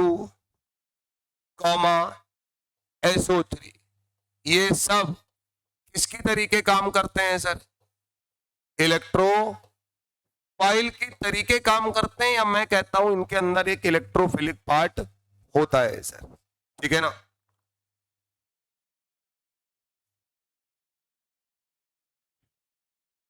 देखना सर, अब एक एग्जांपल इसका बनता है, क्योंकि घर जाके तुमको कंफ्यूजन हो उससे बढ़िया यहीं पे निपटा लो। ये है हमारा CO2 मॉलिक्यूल। तो पहली चीज, अगर सीधे बनाया है तो कैसा होता है? लीनियर होता है। इसमें कहीं कोई समस्या नहीं होनी चाहिए थी। ठीक बात। अगली कहानी है सर, कार्बन डाइऑक्साइड की अगर हम बात कर रहे हैं तो अगर हमने इसका एक मॉलिक्यूल लिया तो होगा क्या कि जैसे ही कभी कोई सामने इसके पड़ेगा तो तुरंत ये अपने बॉन्ड की पोलरिटी को शिफ्ट करेगा। शिफ्ट करने का मतलब होता है यहां 2 बॉन्ड है बेटा, एक ये पाई है और दूसरा सिग्मा। क्या हम लोगों को पता है कि सिग्मा बॉन्ड पाई बॉन्ड से ज्यादा स्ट्रॉन्गर बॉन्ड होता है सर? तो अगर कोई पूछेगा तो सिग्मा ज्यादा स्ट्रांग होगा और पाई कम होगा। तो सिग्मा ज्यादा स्ट्रांग है तो वो नहीं टूटेगा, पहले कौन टूटेगा? पाई। तो अगर हम बात करें तो हम पाई बॉन्ड को जब तोड़ने जाएंगे तो क्या ये इलेक्ट्रॉन पेयर ऑक्सीजन की तरफ ही हमेशा शिफ्ट होगा? क्योंकि जो ज्यादा इलेक्ट्रोनेगेटिव होगा वो अपनी तरफ ले जाएगा। तो जैसे ही ऑक्सीजन के पास जाएगा, ऑक्सीजन पर क्या एक पार्शियल नेगेटिव चार्ज और कार्बन पर एक पार्शियल पॉजिटिव चार्ज यहां पर आके डेवलप हो जाएगा। हो जाएगा सर? अब इसका मतलब एक बात ये बताओ, ये कार्बन जरूर हमें दिख रहा है कि इनके साथ रहकर कितने इलेक्ट्रॉन है इसके पास? 8। ये लगता है तुम्हें, लेकिन असलियत में अगर कोई अटैक करने आएगा तो क्या ये कार्बन रिएक्ट करेगा या नहीं करेगा? करेगा। तो कहा गया ऐसी स्पीशीज जिनके पास क्या प्रेजेंट होता है? Multiple bond. और आगे की लाइन आपने मेन बात लिखी है क्या कि multiple bond is present between different atom. Different atom का मतलब इलेक्ट्रोनेगेटिविटी का डिफरेंस अपने आप ही आ गया। तो इसका मतलब जब भी कोई अटैक करने आएगा तो यहां पर कोई भी चीज जिसको मैं न्यूक्लियोफाइल बोल दे रहा हूं, ये आराम से न्यूक्लियोफाइल को अपने ऊपर अटैक करा देगा या नहीं करा देगा? बिल्कुल करा देगा। क्लियर है मामला?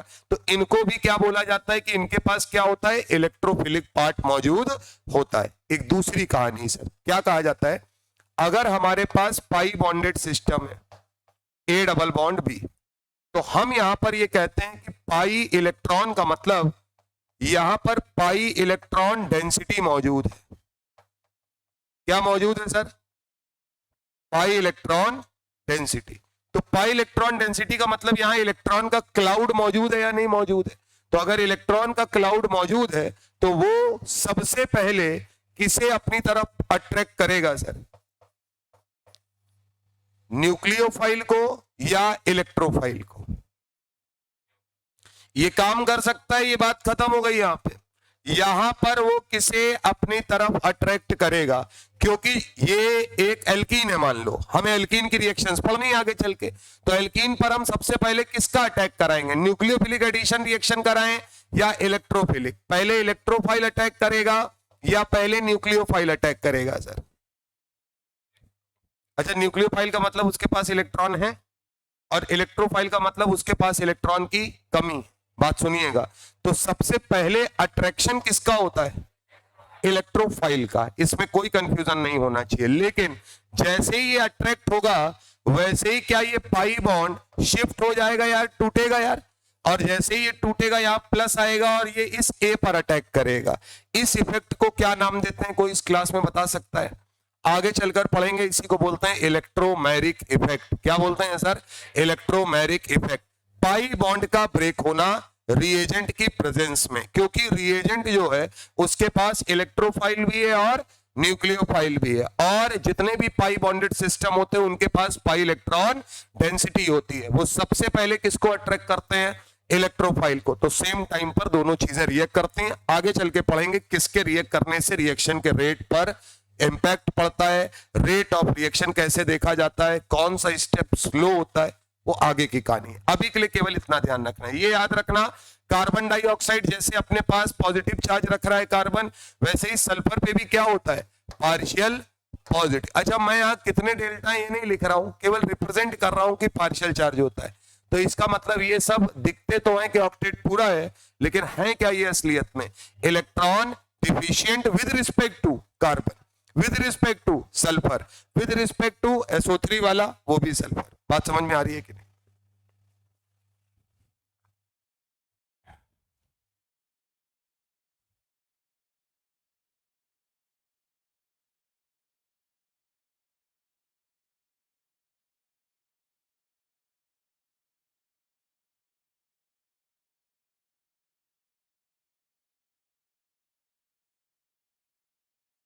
तो अब अगर मैं आपसे पूछूं तो 4 पॉइंट आपने लिख रखे हैं, कौन कौन इलेक्ट्रोफाइल की कैटेगरी में आएगा? मोटा मोटी बात आपको याद रखनी है, जिनको इलेक्ट्रॉन की जरूरत है नहीं, जो इलेक्ट्रॉन लविंग होते हैं। इलेक्ट्रॉन लविंग का मतलब पहला कारण ऑक्टेट इनकम्प्लीट होना चाहिए, बोलो भैया, तो भी इलेक्ट्रोफाइल बोल देंगे। उससे ज्यादा बड़ा कारण वैकेंट पी या डी ऑर्बिटल उनके पास होना चाहिए। आपने उसको अलग अलग कैटेगरी में पढ़ा कि जितने पॉजिटिव चार्ज वाले हैं वो सब क्या है? इलेक्ट्रोफाइल है। लेकिन Na+ को नहीं ले लेंगे, क्योंकि ध्यान रखना है क्या, वैकेंट पी या डी ऑर्बिटल की कहानी भी यहां पर काम कर रही है। दूसरा सर, न्यूट्रल मॉलिक्यूल जितने भी हैं उनमें अगर वैकेंट पी या डी ऑर्बिटल है तो वो सब इलेक्ट्रोफाइल की तरीके काम कर जाएंगे। तीसरा, जितने भी फ्री रेडिकल या कार्बीन्स होती हैं उनमें ऑक्टेट इनकम्प्लीट होता है, वो सब के सब इलेक्ट्रोफाइल की तरीके काम कर जाएंगे। चौथा, मल्टीपल बॉन्डेड सिस्टम अगर हमारे पास है और वहां पर इलेक्ट्रोनेगेटिविटी का डिफरेंस है, तो क्या वो सिस्टम में प्रेजेंट सेंट्रल एटम जो है उस पर पार्शियल पॉजिटिव चार्ज हमेशा डेवलप रहता है, क्योंकि वो अपने से ज्यादा इलेक्ट्रोनेगेटिव एलिमेंट के बीच में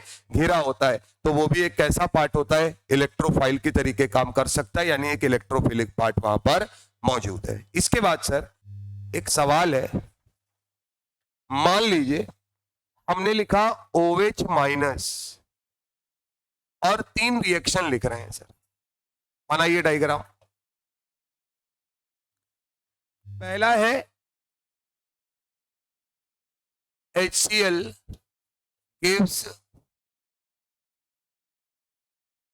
H plus और Cl माइनस। मान लो ये दूसरा रिएक्शन है, CH3Cl gives CH3 plus Cl minus, या CH3 OH लिख दे रहे हैं, पूरा ही OH माइनस का अटैक है तो CH3 OH और Cl माइनस। यहां पर मैं इसको सवाल ही बना लेता हूं, सही से ज्यादा बेटर रहेगा, वाटर प्लस Cl माइनस। और तीसरा है सर कि Fe+3 से फेरिक हाइड्रोक्साइड है। ये पहली रिएक्शन, ये दूसरी और ये तीसरी, इन तीनों रिएक्शन में हम OH माइनस के अटैक को मान रहे हैं।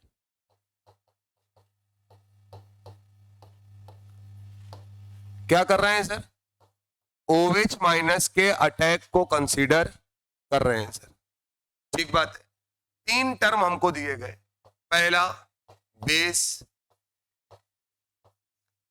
दूसरा न्यूक्लियोफाइल,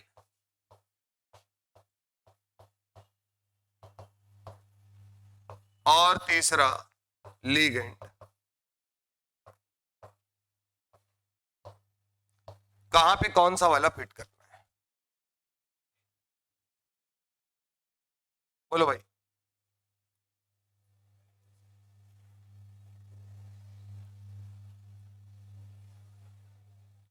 ये सवाल है सर, मान लो बिल्कुल बेसिक्स पे है। आइए 1 2 3 में सही सेट क्या होगा, कहां पे क्या क्या लगा दे बताओ। पहले में बेस है, दूसरे में न्यूक्लियोफाइल है और तीसरे में लिगेंड है। बोलो भैया। अब ये आपकी समस्या रहेगी हमेशा, एक सीधा सा फंडा है। बेस क्या होता है? मैंने पढ़ाया आपको क्लियर कट, जो H प्लस लेता है या OH माइनस देता है, यही तो मामला होगा। सर यहां पर क्या HCl है, HCl के पास क्या है? H प्लस, तो मैं कह सकता हूं कि इस OH माइनस ने इस H प्लस को क्या किया होगा? एक्सेप्ट किया होगा। तो अगर एक्सेप्ट किया है तो क्या बनाया है? वाटर। तो इसका मतलब मैं बोलूंगा OH माइनस यहां पर किसकी तरीके काम किया है? बेस। और मैं इसके लिए रीजन दे सकता हूं कि इसने H प्लस को क्या किया है? एक्सेप्ट किया है। बोलो भैया। अच्छा ये तो बोलने का कोई मतलब ही नहीं है कि OH माइनस जो है वो दिया है, वो तो पहले ही खुला घूम रहा है। बात समझ में आ रही है? यहां क्या हुआ सर? यहां कोई एक्सेप्ट नहीं हुआ है। ये रिएक्शन ऐसे हुई होगी कि OH माइनस जो है उसने इसके ऊपर अटैक किया और यहां से Cl माइनस की तरीके निकल गया। यही तो हुआ होगा। जब भी निगेटिव पार्ट अटैक करता है, यहां क्या हुआ है सर? अटैक। तो जब वो अटैक करके इलेक्ट्रॉन देता है तो वो किसकी तरीके काम कर रहा होता है? न्यूक्लियोफाइल। क्लियर है मामला? तीसरा सर, क्या Fe+3 है? ये एक डी ब्लॉक एलिमेंट है सर। बोलो भैया। और डी ब्लॉक एलिमेंट जो होते हैं वो क्या करते हैं? जो बेसिक पार्ट होता है या जो निगेटिव पार्ट होता है उनको बोलते हैं लीगेंड्स। यानी कि जब वो लोन पेयर जिनसे एक्सेप्ट करते हैं उनको क्या बोला जाता है? लीगेंड। तो क्या सर इसका मतलब ये है कि जो हमारा Fe+3 है उसने 3 OH माइनस से, कितने? 3 OH माइनस से इलेक्ट्रॉन पेयर क्या किया है? एक्सेप्ट किया है। बोलो भैया। तो इसका मतलब यहां OH माइनस किसकी तरीके काम कर रहा है? इलेक्ट्रॉन पेयर डोनर की तरीके। बोलो भाई। तो इसका मतलब अगर इलेक्ट्रॉन पेयर डोनेट करके डी ब्लॉक को डोनेट कर रहा है तो अब हम उस OH माइनस को क्या नाम देंगे sir? Act as a ligand. बात समझ में आ रही है या नहीं? यहां पर भी वो अपना इलेक्ट्रॉन पेयर देने गया था कार्बन को, लेकिन देने के बाद उसने कौन सा बॉन्ड बनाया है? कोवेलेंट। और जिसको दिया है वो क्या है? Non metal. इसलिए हम उसके जो एक्ट को या जो वो काम कर रहा है उसको क्या मानेंगे? Act as a nucleophile. Ligand शब्द का प्रयोग केवल तब करेंगे जब हम किसकी बात कर रहे होंगे? डी ब्लॉक की। उतार लीजिए अच्छे से, कंफ्यूजन नहीं होना चाहिए कि कब बेस है, कब न्यूक्लियोफाइल है और कब लिगेंड है। बेटा न्यूक्लियोफाइल का मतलब ये है कि वो जाकर अटैक कर रहा है, बात समझना। तो कार्बन के पास जब तक, अच्छा ये नहीं जाएगा तो वहां कुछ होगा नहीं, ये पड़े रहे कोने में। तो ये अगर यहां जाएंगे तभी तो यहां से Cl माइनस निकलेगा। तो इसका मतलब यहां OH माइनस अपना लोन पेयर कार्बन को अटैक दे नहीं रहा है, जाकर जबरदस्ती उसके मत्थे पर दे रहा है। तो इसका मतलब सीधा सा है कि वो इस पर अटैक माना गया, और अटैक करके अगर चार्ज दिया जा रहा है या इलेक्ट्रॉन पेयर दिया जा रहा है तो क्या बोलेंगे, न्यूक्लियोफाइल। यहां पर डी ब्लॉक को जाके कोऑर्डिनेट बॉन्ड के थ्रू दिया जा रहा है। डी ब्लॉक के केस में क्या बोलते हैं, लिगेंड्स बोलते हैं। तो ध्यान रखना है, लिगेंड के तरीके काम कर रहा है। और जितने भी डी ब्लॉक एलिमेंट होंगे उनमें जो कलर वलर होता है सर, बात समझना, सारा इसकी वजह से नहीं होता है ना, सारा इसकी वजह से नहीं होता है, लेकिन एक टर्म आएगा ligand to metal charge transfer, इसकी बात हम लोग आगे करेंगे।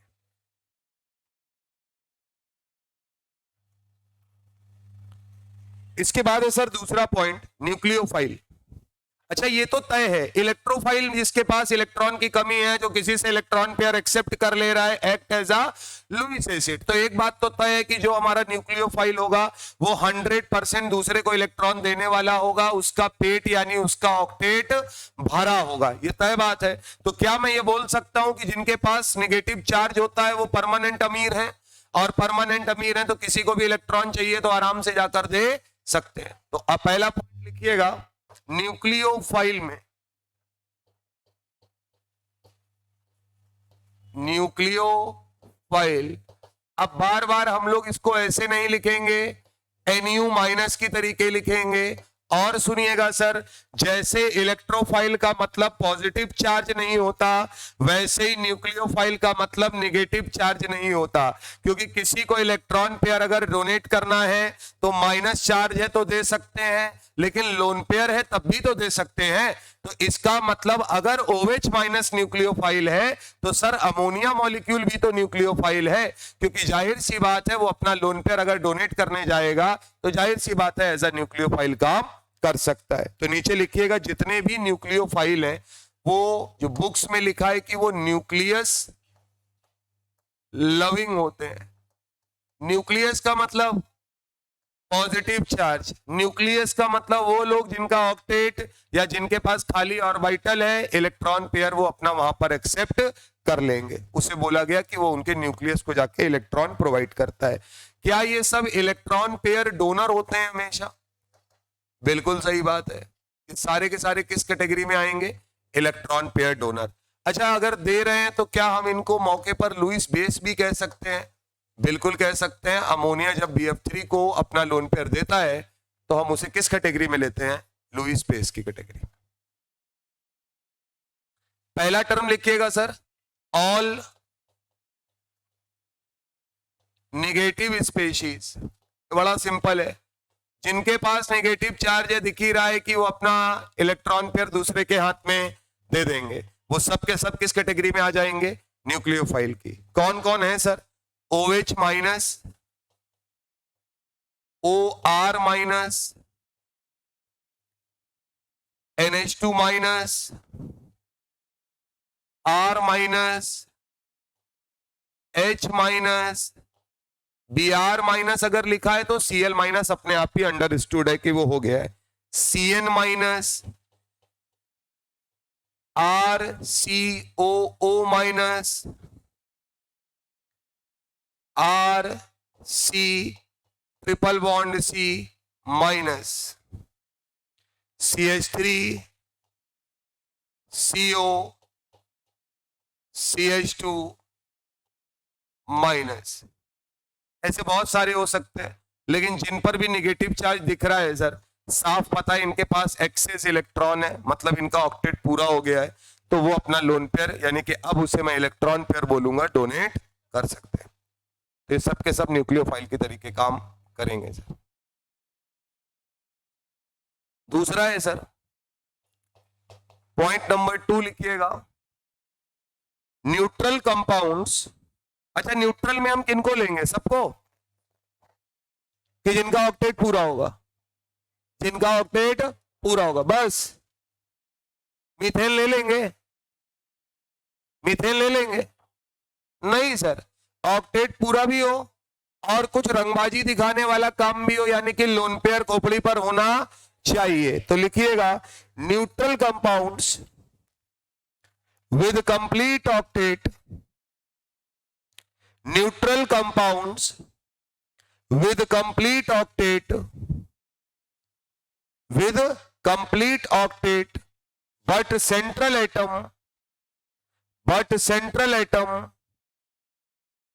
having at least one lone pair, but central atom having at least one lone pair, कम से कम एक लोन पेयर उसके पास होना चाहिए। जैसे सर अमोनिया ले लोगे, अरे वाटर तो ले ही लोगे, अमोनिया है लोन पेयर, इसी का बड़ा भाई primary amine 1 degree amine lone pair है, 2 डिग्री एमाइन लोन पेयर है, इसमें कोई समस्या नहीं है। वाटर के बड़े भाई एल्कोहल लोन पेयर है। अच्छा होते दो हैं, लिखा मैं एक रहा हूं क्योंकि क्यों दिखा रहा हूं, होता दो है देता केवल एक है, तो जो लोन पेयर देगा बस वही रिप्रेजेंट कर रहे हैं यहाँ पे। क्लियर है मामला? तो ये तो पता ही है ऑक्सीजन में 2 होता है बट लिखा एक ही जा रहा है यहाँ पे। ऐसे ही सर ईथर आ जाएगा, वो भी मौके पर अपना लोन पेयर प्रोवाइड कर सकता है। RSH आ जाएगा, उसमें भी सल्फर अपना लोन पेयर प्रोवाइड कर सकता है।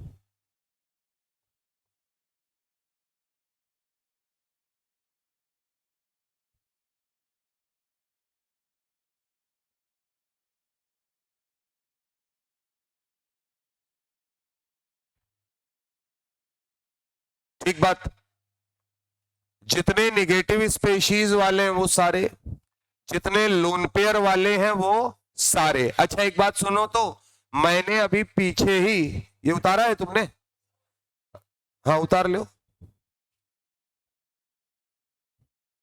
अच्छा CCl2 होगा न्यूक्लियोफाइल न्यूट्रल में। अबे तुम सोच रहे हो यार भाई साहब, अबे CCl2 मतलब मैंने क्या बताया, वो जो दिख रहा है वो लोन पेयर नहीं है। CCl2 CH3 free radical CH2, कल को वो लिख देता तुम्हारे सामने Cr2 और 2 रेडिकल बना देगा वहां पर, वहां दिख रहा है लोन पेयर लेकिन उसका ऑक्टेट क्या है, इनकम्प्लीट। बेसिक कंडीशन क्या है, ऑक्टेट पहले पूरा हो और उसके बाद कम से कम कितना लोन पेयर, एक लोन पेयर, तब तो लोन पेयर जो है माना जाएगा, न्यूक्लियोफाइल के तरीके काम करोगे, अदरवाइज काम नहीं करोगे, ये ध्यान रखना है। पॉइंट नंबर 3 इसी में है सर। कुछ और रंगबाज न्यूक्लियोफाइल्स होते हैं जिनको बोलते हैं एमबी फाइल्स, एमबी फाइल्स। अब ये कैसे होंगे सर? सर इनके पास कैटेगरी ये होगी, इनके पास एक से ज्यादा आदमी होगा देने के लिए, लेकिन बस एक समस्या, एक टाइम पर एक ही आदमी अपना इलेक्ट्रॉन पेयर डोनेट करेगा। तो नीचे लिखिएगा nucleophiles which have nucleophiles which have more than one nucleophilic center, more than one nucleophilic center known as MB files, known as MB files। ठीक, और करके लिखना, और इन कोऑर्डिनेशन केमिस्ट्री, और in coordination chemistry, coordination compound जब पढ़ेंगे, in coordination chemistry these type of nucleophiles are also called ambidentates. क्या बोलेंगे सर इनको? एम्बी डेंटेट्स। डेंटेट का मतलब क्या होता है? इलेक्ट्रॉन पेयर देने वाला। एमबी का मतलब क्या होता है? उभय धर्मी, यानी दोनों तरफ का मामला है, यानी कि जहां पर भी अगर पॉसिबिलिटी है तो वो इलेक्ट्रॉन पेयर डोनेट कर सकता है। एग्जाम्पल के तौर पे पहला सर जो आपको ज्यादा बढ़िया समझ में आएगा, इधर देखो Cn- देखे हो तुम। अगर मैं तुमसे कहूं सुन तो लो चाचा, हमसे सुन लो बात को, नहीं बाहर जा फिर हम नहीं हो पा रहा है, वो क्या कर रहा है, वो कैसे कर रहा है, 4 नंबर है ये सब, हम सुन लो पहले कहानी हमारी। Cn-, अगर मैं आपसे पूछूं कि ये न्यूक्लियोफाइल है, तुम कहोगे हाँ है, नेगेटिव चार्ज होता है, न्यूक्लियोफाइल है, इसमें कोई समस्या नहीं है। हम इसके स्ट्रक्चर पे अगर आए तो C ट्रिपल बॉन्ड N, और कार्बन पे होता है नेगेटिव चार्ज। पहली बात तो ये। अगर मान लीजिए आपका मन करे कि हम नाइट्रोजन के ऊपर मार दें, कर सकता है मन। एक सीधी सी कहानी है, नाइट्रोजन का ऑक्टेट पूरा होने के लिए 3 इलेक्ट्रॉन चाहिए, 3 बॉन्ड बना लिए, और इनका भैया का पूरा नहीं हुआ, तो ये माइनस चार्ज किस पर आएगा? कार्बन पर आएगा। पहली बात तो ये, ठीक है ना। यहां वो कहानी नहीं लगेगी कि मोर इलेक्ट्रोनेगेटिव एलिमेंट पर नेगेटिव चार्ज होता है, ऐसा कुछ भी नहीं है। दूसरी बात सर, जब किसी आदमी को देने की बारी आई इलेक्ट्रॉन पेयर या लोन पेयर, दोनों में से एक ही बात है। इन भैया ने अगर दिया तो कार्बन की तरफ से दिया, और इस भाई साहब ने अगर एन ने दिया तो इधर से गया सर। क्लियर है मामला। एक बात तय है सर, अगर आपने इस तरफ से दिया, बात समझिएगा, और कोई एलिमेंट मान लेते हैं वो यहां पर, मेरे हिसाब से मैं ये कहूंगा जब इस तरीके से देता है तो साइनाइड का फॉर्मेशन होता है। किसका फॉर्मेशन होता है? साइनाइड का। और जब एन की तरफ से देगा तो हम उसी को बोलेंगे क्या? आइसोसाइनाइड का फॉर्मेशन। बना लो पहले तो इतना। अब ये दिख रहा होगा तुमको एम्बीडेंटेट या एम्बीफाइल है या नहीं है सर, क्योंकि ये दोनों तरफ दे सकता है। बस एक बात याद रखना, नीचे लिख देना क्या कि 1 time 1 electron pair oblique lone pair can donate, एक समय पर एक समय पर एक ही लोन पेयर या इलेक्ट्रॉन पेयर डोनेट करेगा, अदरवाइज नहीं करेगा। बात समझ में आ रही है? या तो कार्बन की तरफ से करा लो या नाइट्रोजन की तरफ से।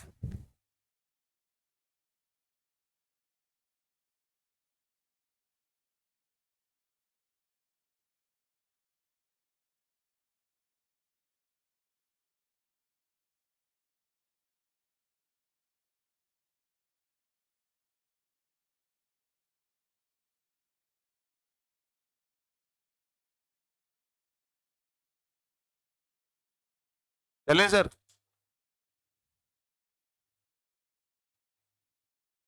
अब जब इसको पढ़ रहे हैं तो थोड़ा सा और खींच देते हैं इसको, तो सीधे एल्किल हैलाइड पे पहुंच जाते हैं। इसको हटाते हैं, हटाइए ये सब, हटा दें, बातें मत करो भाई। क्या कर दे? हाँ नहीं मिटाएंगे, बिल्कुल सर, बिल्कुल नहीं मिटाएंगे, हमें मालूम है यार। ये वाले एग्जाम्पल, ये वाले तो लिख लिए ना ऊपर वाले। हाँ ठीक है, कोई नहीं। तुमने हमारी शादी बर्बाद कर दी पूरी, कसम बता रहे। मतलब जिसके यहाँ गए आज जान लिए हुए सर, कैसे करेंगे हम? अब हम क्या करें? मन में था कहते मर जाओ, लेकिन फिर मन में आए कि नहीं यार ये ससुरे मर भी सकते हैं। उतने समय हमको वो एक कौन बच्ची आस्था, किसका मैसेज आ रहा था मेरे पास तुम में से, ये अब हम क्या करें? तो पहले हमने, अब यार हम शादी में, तो पहले हमने देखा तो वो हमें लगा फेक है, तो हमने कहा वो फेक है। दोबारा है, हमने कहा कन्फर्म है। तो सर अब हम क्या करें? अब हम कहें यार क्या बताएं तुमको। अच्छा इधर से ये लोग भी फोन किए पड़े। अच्छा एक बात बताओ, हम वो अगर वो कह दे कि पेपर 25 दिसंबर को है, मोदी जी का क्रिसमस गिफ्ट है सबके लिए, बात समझो, क्या करोगे भैया? तुम क्या करोगे? और यहाँ ये सरकार ऐसी है, सुनो, ये सब हैशटैग फैशटैग ये सब कर रहे हैं, कुछ होने वाला नहीं है। सही तरीका मालूम है क्या? अब इस टाइम पे क्या होना चाहिए कि जब सब लोग ये कहे, जैसे तुमसे कोई कहते हैं कि सुनो भैया अब ये बताओ कोर्स पूरा नहीं है, अब कैसे होगा? बोलो नहीं यार हो नहीं पाएगा, पढ़ो मत यार। उल्टा कहानी बताओ। कोई पूछे कि ये बताओ यार आगे का पढ़ें कि पूरे पीछे का रहे, बोले पागल हो गया, पहले जमीन मजबूत रखोगे कि नहीं? रिवीजन किए रहो उन्हीं 4 चैप्टर का बार बार। बात समझो, आधा आदमी तो वैसे ही पीछे कर दोगे। अब कुछ लोग हमसे क्या कह रहे हैं कि नहीं सर 12th वाले जो बच्चे होंगे वो बढ़िया कर ले जाएंगे। एक बात बताओ, बोर्ड एग्जाम के बीच में पेपर ले रहे हो, सारा 12th वाले का दिमाग तो इस समय तो लगा है बोर्ड में, और 11वीं की रिवीजन किया कहाँ है? ये तुम्हारे लिए सबसे बढ़िया समय है इस समय। चुपचाप पढ़ते रहोगे, अपना काम करोगे तो अच्छे से परफॉर्म करके जनवरी और अप्रैल वाले में कर ले जाओगे। बाकी जितने हैं वो इस बीच में 2 महीने का गैप सिर्फ तुम्हें फंसाने के लिए दिया गया है कि कोई ये ना कह दे कि पहले जनवरी में करा लिया और अब जल्दीबाजी में मार्च में कराए ले रहे हैं। बात समझ में आ रही है कि नहीं? और ये याद रखिए, आपको ये ध्यान रखना है कि हम अपना कोर्स फरवरी तक निपटा ले और उसके बाद रिवीजन पहले से स्टार्ट रखें। ये नहीं कि पहले फरवरी में जब खूंटा गाड़ लिए बोले अब चलो आईयूपीएससी से स्टार्ट करो एक एक करके यहाँ पे, तो फिर बोले आईयूपीएससी, तो बोले सर अब हमें डर लग रहा है क्योंकि हम आईयूपीएससी भूल गए हैं। अबे यार तो सीधी सी बात है, कोई चीज अगर पहले पढ़े होगे तो वो भूलोगे भी पहले ही यार, है? और चैप्टर में ऐसा तो है नहीं सब कुछ इसी से आना है। अब सुनना, जैसे मान लो तुमने इतना सुन लिया केवल, ठीक, पेपर में वो क्या कहेगा कि मान लो एक रिएक्शन लिख कर दी कि CH3Cl है और न्यूक्लियोफाइल, कोई न्यूक्लियोफाइल है, वो इस पर अटैक करता है और Cl माइनस निकल जाता है। ये उसने बना के दिया और उसने कहा सर जो प्रोडक्ट बना वो कुछ ये बना। बहुत लोगों को याद आ रहा होगा, ये हटा दें इधर का मामला, ऊपर वाला तो एग्जांपल हटा ही दें ना, जिससे केवल यही नजर आए। अब सर बहुत लोगों को लगाएगा अरे SN1 है SN2 है, ऐसा कहीं कुछ नहीं है, ये उसने एक लिख दिया। अब उसने ये कहा कि सर अगर हम पहला NaCl लें, क्या लें? NaCl, तो सर प्रोडक्ट क्या बनेगा? अगर सर हम AgCl लें तो प्रोडक्ट क्या बनेगा? सीधा सवाल है सर, अपने दिमाग से सोच लीजिए, समझ लीजिए। हमने यहां पर न्यूक्लियोफाइल की जगह पर NaCl और AgCl लिया है, तो जाहिर सी बात है तुम्हें तुम्हारा न्यूक्लियोफाइल नजर आ रहा होगा, है ना? अब यार एक बात सुनो, ये सवाल इस बात पर है ही नहीं, यानी कि वो बिल्कुल बेसिक बात पर जाना चाह रहा है। उसे पता है Cn माइनस के पास 2 सेंटर है सर, इसीलिए हम उसको MB फाइल बोल रहे हैं।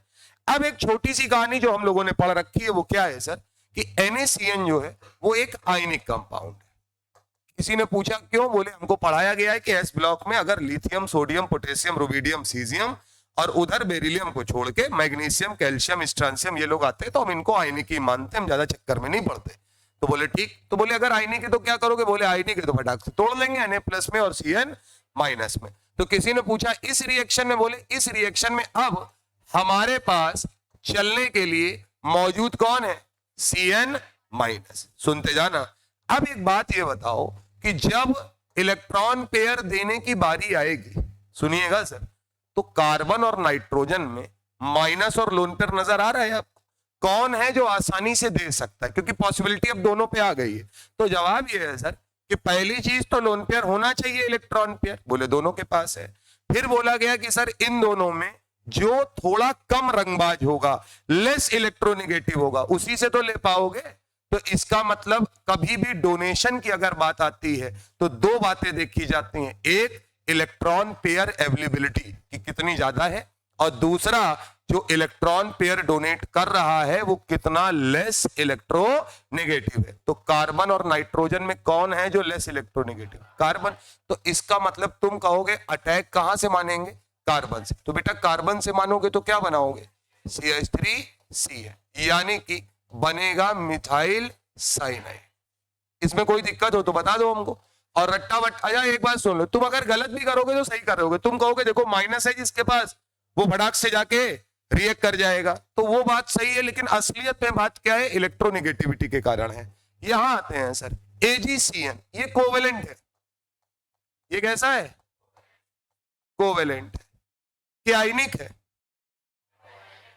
कोवेलेंट है सर, क्योंकि सीधा सा फंडा है। एक बात ये बताइए, चांदी की पायल या चेन लिए हो, उसमें वो काला हो जाता है इसलिए क्योंकि सिल्वर ऑक्साइड की लेयर आती है उसके ऊपर। भाई ऑक्सीजन तो रिएक्ट कर ही रहा है, वो तो सोने के ऊपर भी लेयर बनाता है, तो उसको भी थोड़ा थोड़ा काला करता है। बस आप उस लेयर को साफ कर देते हैं, वापस चमकने लगता है। लेकिन इसका मतलब ये अपने आयंस में थोड़ी होता है सर। इसका सीधा सा मतलब है AgCN कभी भी Ag प्लस और Cn माइनस में जल्दी टूटेगा नहीं, या जितनी जल्दी ये टूटेगा उतनी जल्दी ये टूटने वाला नहीं है। अब सर कहानी फंस गई। अब ये है मामला। इनसे कहे कि भैया तुम उधर देते थे इलेक्ट्रॉन, और बोले बात मत करो, ये पकड़े बैठा है। जब तक ये छोड़ेगा नहीं तब तक कार्बन पे माइनस आएगा नहीं, और जब तक माइनस आएगा नहीं कार्बन लोन पे डोनेट नहीं कर पाएगा। अब तो नाइट्रोजन कह रहा है कि इससे पूछ रहा है कि क्यों, इनसे बात कर लो कि अब हम हाई इलेक्ट्रोनेगेटिव हैं, लोगे? तो भाई अब कोई दूसरा चारा यहां बचा नहीं है, इसलिए अटैक कहां से होता है?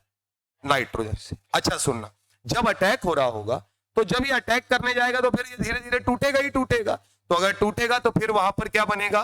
CH3NC, यानी कि मिथाइल आइसोसाइनाइड। इस तरीके की रिएक्शन क्या आप जब भी आएंगे समझ पाएंगे, कर पाएंगे? केवल और केवल ये किस बिहाफ पर है? कोई ऑर्गेनिक नहीं है, सीधा फंडा है। जो आपके मन में कंफ्यूजन होगा कि सर हम कब जानेंगे कि कार्बन से करेगा कि नाइट्रोजन से, क्योंकि आप तो कह के निकल गए कि कार्बन से अटैक हो तो साइनाइड बना देना और नाइट्रोजन से अटैक हो तो आइसोसाइनाइड। तो इसका मतलब ये थ्योरी ये बताती है कि हमारा साइनाइड जब कभी भी किसी कोवेलेंट कंपाउंड के साथ होगा, कोवेलेंट कंपाउंड का मतलब डी ब्लॉक, और डी ब्लॉक में भी जितने Ag, Au, कॉपर ये सब है, ये हमेशा आयंस में ब्रेक नहीं हो पाते। इसका मतलब ये लेस रिएक्टिव होंगे, यानी नाइट्रोजन डोनर एटम होगा। यहां पर डोनर एटम कौन होगा? कार्बन होगा। क्लियर है मामला? यही हम लोग जब कभी भी डी ब्लॉक में बात करेंगे तो वहां भी इसी तरीके से रिएक्ट कराएंगे। बना लीजिए, पूरा सवाल है, थ्योरी का एक सवाल है सर, बनाओ। इतना अगर काम आप करते हैं तो न्यूक्लियोफाइल की बात पकड़ में आनी चाहिए।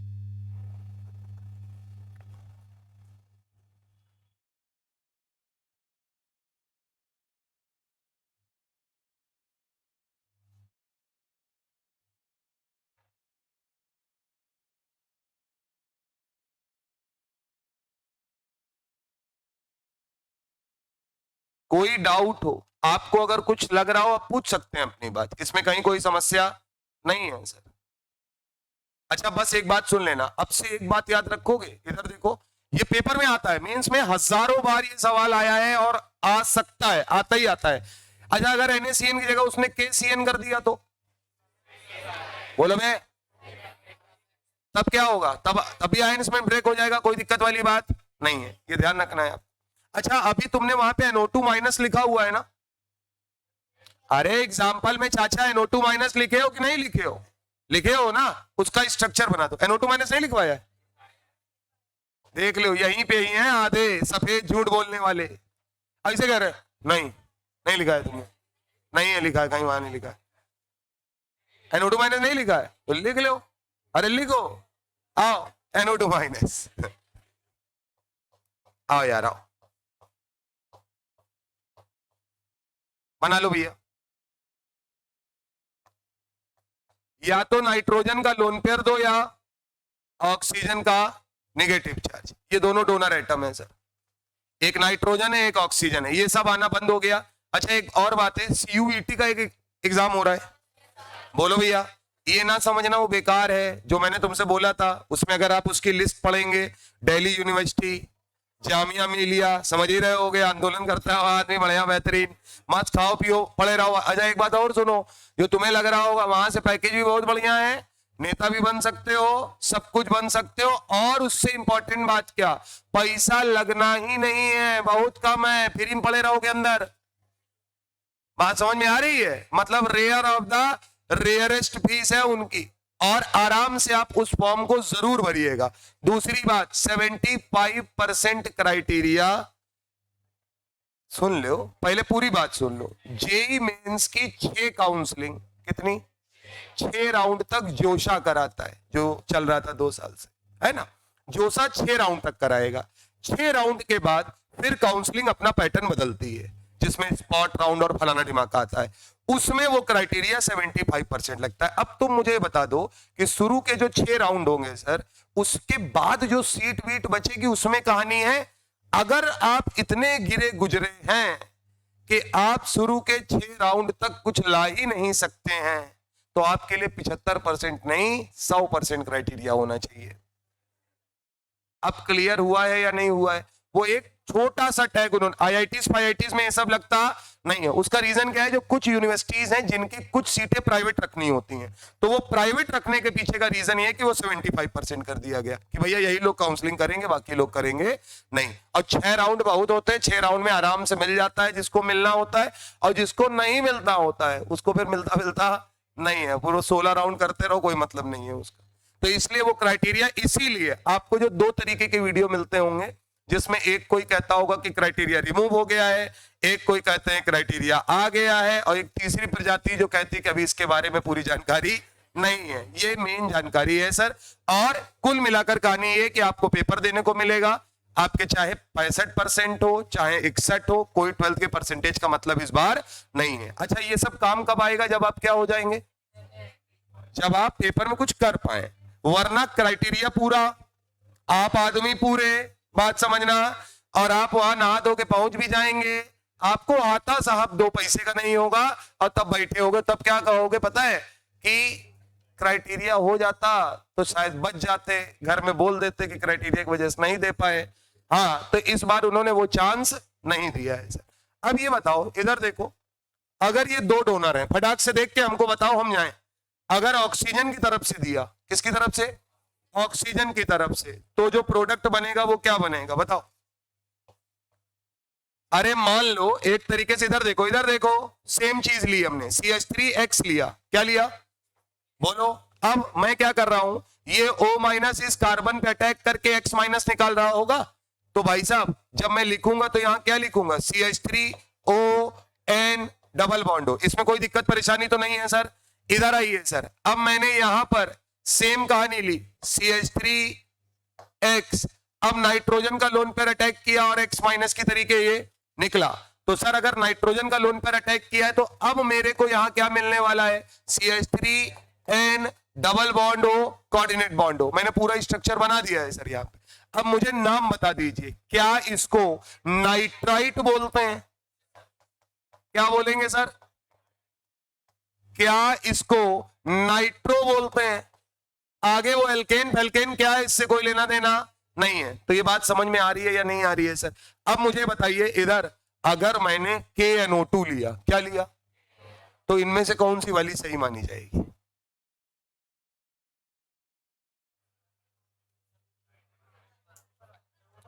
जब कल आएंगे तो ये करके आइएगा। बात समझ में आ रही, सवाल समझ में आपको आई गया है, अगले टर्न पे यहीं से स्टार्ट करेंगे। ठीक, दूसरी बात, अभी आपकी 1:30 बजे क्लास है, एक बात, 1:30, अच्छा केमिकल बॉन्डिंग की जो आपकी कल की क्लास नहीं हो पाई है, वो क्लास कल सुबह 8 बजे, कितने बजे, 8 बजे का मतलब 8 बजे मैं उसके आगे जो आपको हाइड्रोजन बॉन्डिंग पढ़ा रहा था, मैं उसी के आगे पढ़ाना स्टार्ट कर दूंगा।